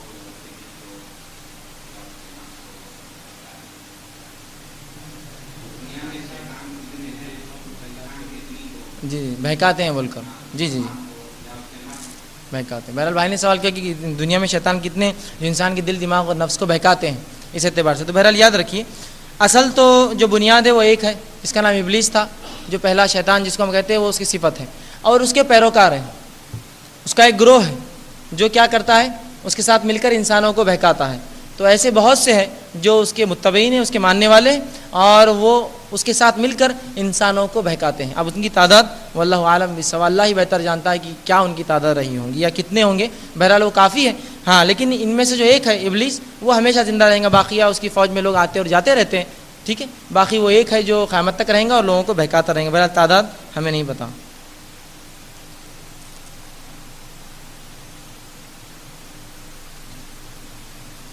ٹھیک ہے تعداد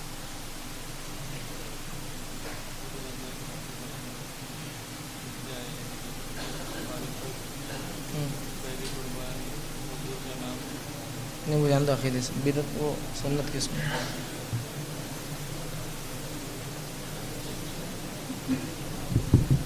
ایک سوال تھا، بہرحال عنوان سے متعلق سوال کم ہے لیکن بہرحال بول دیتا ہوں، کیا عید کے دن کوئی شادی کر سکتا ہے؟ تو بالکل ہاں، کسی بھی گھڑی، کسی وقت، کسی بھی دن، کسی پہر انسان شادی کر سکتا ہے، ہمارے پاس اس کی بھی لیمیٹیشنز ہیں، ہے نا۔ رمضان میں شادی کرے تو ٹکتی نہیں شادی، عبادت کا مہینہ شادیاں کر رہے، تو کیا میں کہتا ہوں شادی عبادت نہیں ہے؟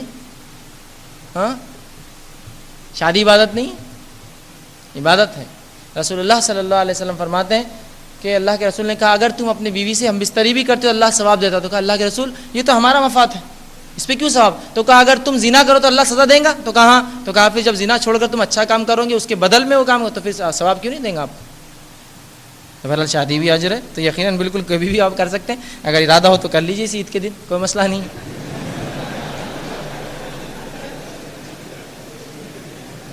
کسی نے کہا میں نے جو 82 سے 88 جو آپ نے آیت ترجمہ کیا یہ کس صورت میں ہے؟ اس کا نام پھر سے کہیے. سورہ انعام کی آیت تھی, سورہ انعام سورہ نمبر 6. جی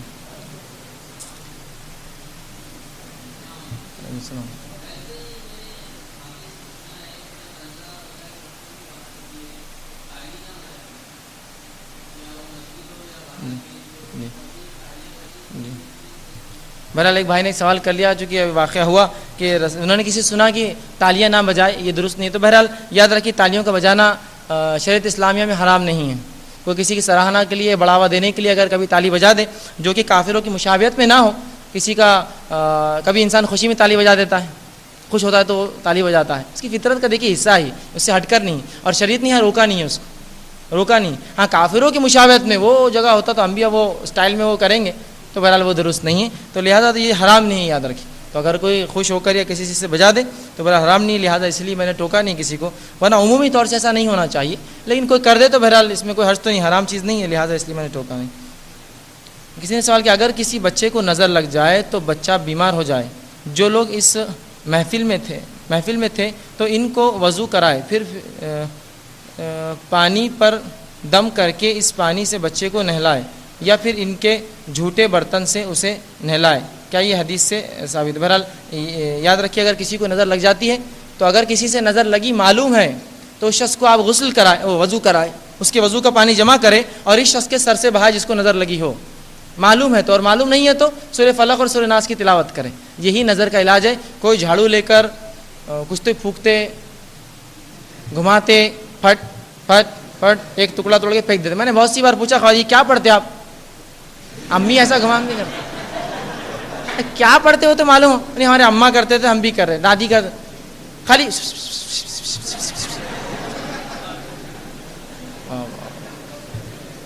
اگر جھاڑو میں یہ تاثیر ہے تو میں کہتا ہوں جھاڑو بہت زیادہ افضل چیز ہے, پھر اس سے جھاڑنا نہیں چاہیے, اس کو تو سجا کے رکھنا چاہیے کھڑا. بہرحال یہ سب درست نہیں. کسی نے کہا ہم ایک شخص کو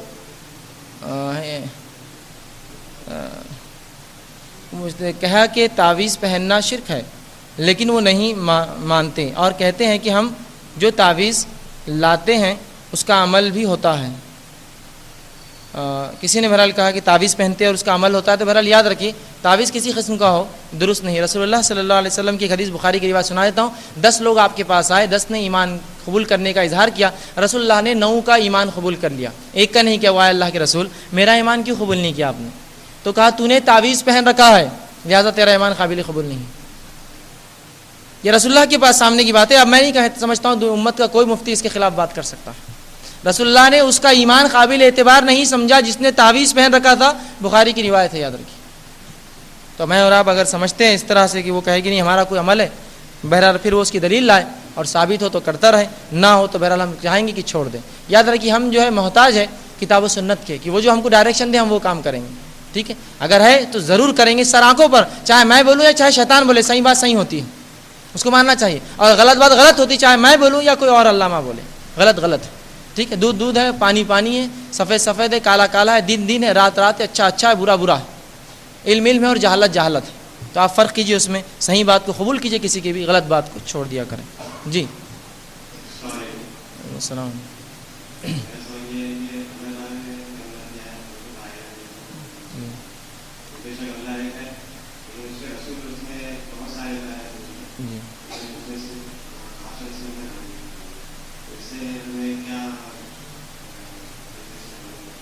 بہرحال ایک بھائی نے سوال کیا کہ کلمہ ایک ہے رسول اللہ صلی اللہ علیہ وسلم کا, اور اس میں اللہ نے کئی نبی انبیاء گزرے, رسول اللہ کا نام لیا. تو یاد رکھیے کلمہ جس دور میں جو نبی تھا کلمہ اس کا پڑھا جاتا تھا.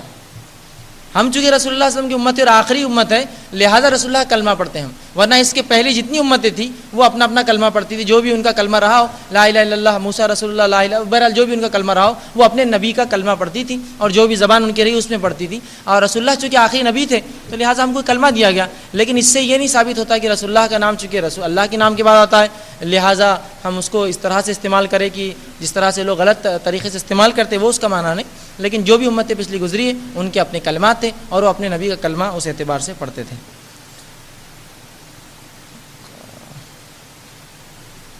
5 دھاتی انگوٹھی پہننا کیسا ہے؟ اس نیت سے کہ چہرے پر داغ دھبے نہ آئیں۔ بہرحال ایک چیز مجھے نہیں پتا، کیا سائنسی اعتبار سے ثابت ہے کہ 5 دھاتی انگوٹھی چہرے پہ دھبے نہیں لاتی ہے؟ سائنسی اعتبار سے کوئی ثابت کر کے بتا سکتا ہے کہ 5 دھات کی انگوٹھی پہن لے تو دھبے پہ نہیں آتے؟ اگر ایسا ہوتا تو کریم کے اندر 5 دھات ڈالتے ہو، فیس کریم، یہ کریم کہاں ہے کسی میں؟ سائنٹیفک ثابت نہیں ہے، یہ صرف لوگ کیا کرتے ہیں، کسی جگہ مقام پر جاتے ہیں، کہتے ہیں وہاں کی کچھ انگوٹھی ہے اور کہتے ہیں لگنے سے، تو یہ عقیدہ درست نہیں ہے، سائنسی اعتبار سے یہ ثابت نہیں ہے، تو لہٰذا آپ مت پہنیں۔ آگے کہا کل کا یہ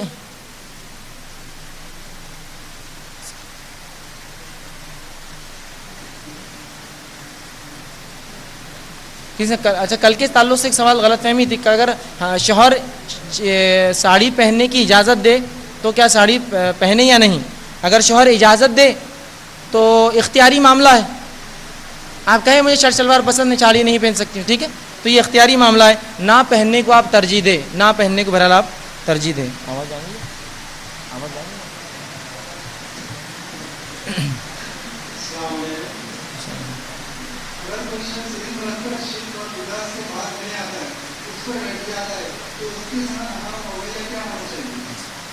میں نے ایک اچھا سوال کیا کہ اگر کوئی شخص شرک اور بدعت کو جانتے ہوئے اس پہ اڑ جاتا ہے، نہیں ہم کو تو یہی کرنا ہے، تم کو کیا کرنا ہے تم کر لو، اس کے ساتھ ہمارا رویہ کیا ہو؟ اس کے ساتھ ہمارا رویہ جو ہے ہمدردانہ اور زیادہ اچھا ہو جائے۔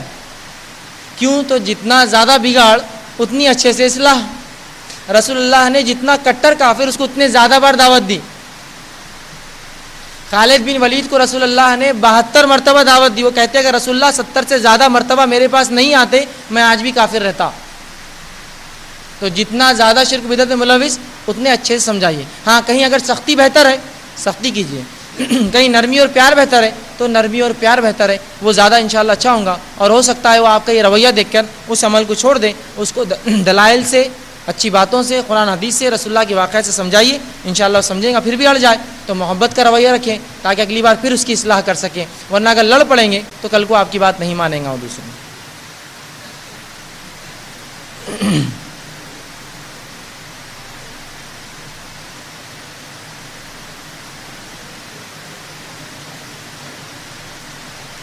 کسی نے ایک اچھا سوال کیا، پروگرام کے تعلق سے سوال ہے ان کا، عورتوں کے لیے محرم سے پردہ کرنا ہے، یہاں پر عورتوں کے خیمے میں اسکرین ہے، اس پر نہ محرم نظر آتے ہیں، مطلب غیر محرم نظر آتے ہیں، کیا یہ درست ہے؟ اگر صرف آواز کا ہی انتظام ہو تو کیا یہ کافی نہیں کہ اسکرین پر غیر محرم کو دیکھنا کیا جائز ہے؟ تو سب سے پہلی چیز یاد رکھیے، عورت اور مرد کے پردے میں فرق ہے۔ کیا میری آواز پیچھے تک آ رہی ہے؟ عورت اور مرد کے پردے میں فرق ہے، جس طرح سے عورت کا پردہ ہے ویسا مرد کا پردہ نہیں ہے۔ اگر دونوں کا پردہ برابر ہوتا تو شریعت دونوں کو برقعے کا حکم دیتی، دونوں کا، کیوں تو شریعت ظلم نہیں کر سکتی کسی پر، اگر دونوں کا پردہ برابر ہوتا تو دونوں کو نقاب کا حکم دیتی، عورتوں کو دیا گیا ہم کو نہیں دیا گیا۔ اس کا مطلب یہ ہے عورت مرد کو بنا شہوت کی نگاہ سے دیکھ سکتی ہے بوقت ضرورت بحالت ضرورت، لیکن مرد عورت کو کسی بھی حال میں نہیں دیکھ سکتا ہے، ٹھیک ہے، چونکہ دونوں کا پردہ الگ ہے۔ آپ کہیں گے وہ کیسے؟ رسول اللہ صلی اللہ علیہ وسلم نے حضرت عائشہ رضی اللہ عنہا کو، بخاری کی روایت ہے، کہا عید کے دن کچھ حبشی غلام آئے تھے جو کرتب دکھا رہے تھے، کہا تم دیکھنا چاہوں گی؟ حضرت عائشہ نے کہا ہاں، اور وہ کہتی ہے رسول اللہ سامنے کھڑے رہے، میں آپ کے کندھے پر تھوڑی رکھ کر سنتی رہی، دیکھتی رہی، جب تک دیکھنا دل چاہا پھر چلے گئی، اور پھر رسول اللہ اس کے بعد گھر آئے۔ یہاں رسول اللہ نے حبشی غلاموں کے کرتب دکھائے، دینی درس نہیں سنایا، کرتب دکھائے۔ مطلب ایک عورت کسی غیر محرم مرد کو بنا شہوت کی نگاہ سے بوقت ضرورت بحالت ضرورت بغرض دیکھ سکتی ہے، بنا شہوت کی نگاہ سے، یاد رکھیے یہ بات، ٹھیک ہے، اس کے لیے جائز ہے، لیکن مرد کا کسی بھی حالت میں عورت کو دیکھنا جائز نہیں ہے۔ دوسرا، وہاں جو اسکرین میں جو آ رہا ہے میں آپ کو نہیں دیکھ سکتا ہوں، آپ مجھے دیکھ سکتے ہیں، کیونکہ مجھے آپ سے پردہ نہیں، آپ کو مجھ سے پردہ ہے، ٹھیک ہے، تو آپ مجھے وہاں دیکھ سکتے ہیں، اس میں کوئی حرج نہیں، اور تمام علماء نے اس کی بہرحال اجازت دی کہ آپ اس طرح سے یہ کام کر سکتے ہیں، کیونکہ اس میں حرج نہیں۔ اب وہ حدیث جو پیش کی جاتی ہے کہ ام مختوم رضی اللہ عنہ آئے اور رسول اللہ کی کچھ بیویاں کھڑی تھی، آپ نے کہا کہ اندر جاؤ، رسول اللہ نے، انہوں نے کہا کہ اللہ کے رسول تو نابینا ہے، تو کہا تم تو اندھی نہیں ہو، یہ حدیث ضعیف ہے، یاد رکھیے، اس کے بالمقابل بخاری کی روایت یہ صحیح ہے، تو لہٰذا اس سے بات پتہ چلتی ہے کہ عورت مرد کو بنا شہوت کی نگاہ سے دیکھ سکتی ہے، مرد عورت تو کسی بھی نگاہ سے نہیں دیکھ سکتا، یاد رکھیے۔ یا تو کچھ لوگ بولتے ہیں ہماری نگاہ اچھی ہے پاک ہے، تو یہ نہیں ہوتا ہے، مرد نہیں دیکھ سکتا، ہاں عورت دیکھ سکتی ہے. بہرحال بس کہیں 5 منٹ. تو بہرحال جو ہے ہماری نشست کو ہم اسی کے ساتھ ختم کریں گے، یا پھر ہم بارش کا تھوڑا انتظار کرتے ہیں. 2 منٹ آپ خاموشی اختیار کریں تاکہ میں تھوڑا سا بیٹھ جاؤں، سکون لے لوں، پھر انشاءاللہ ہم اس کو آگے چاہے تو کنٹینیو کریں گے. تھوڑا سا ہم انتظار کر لیتے ہیں.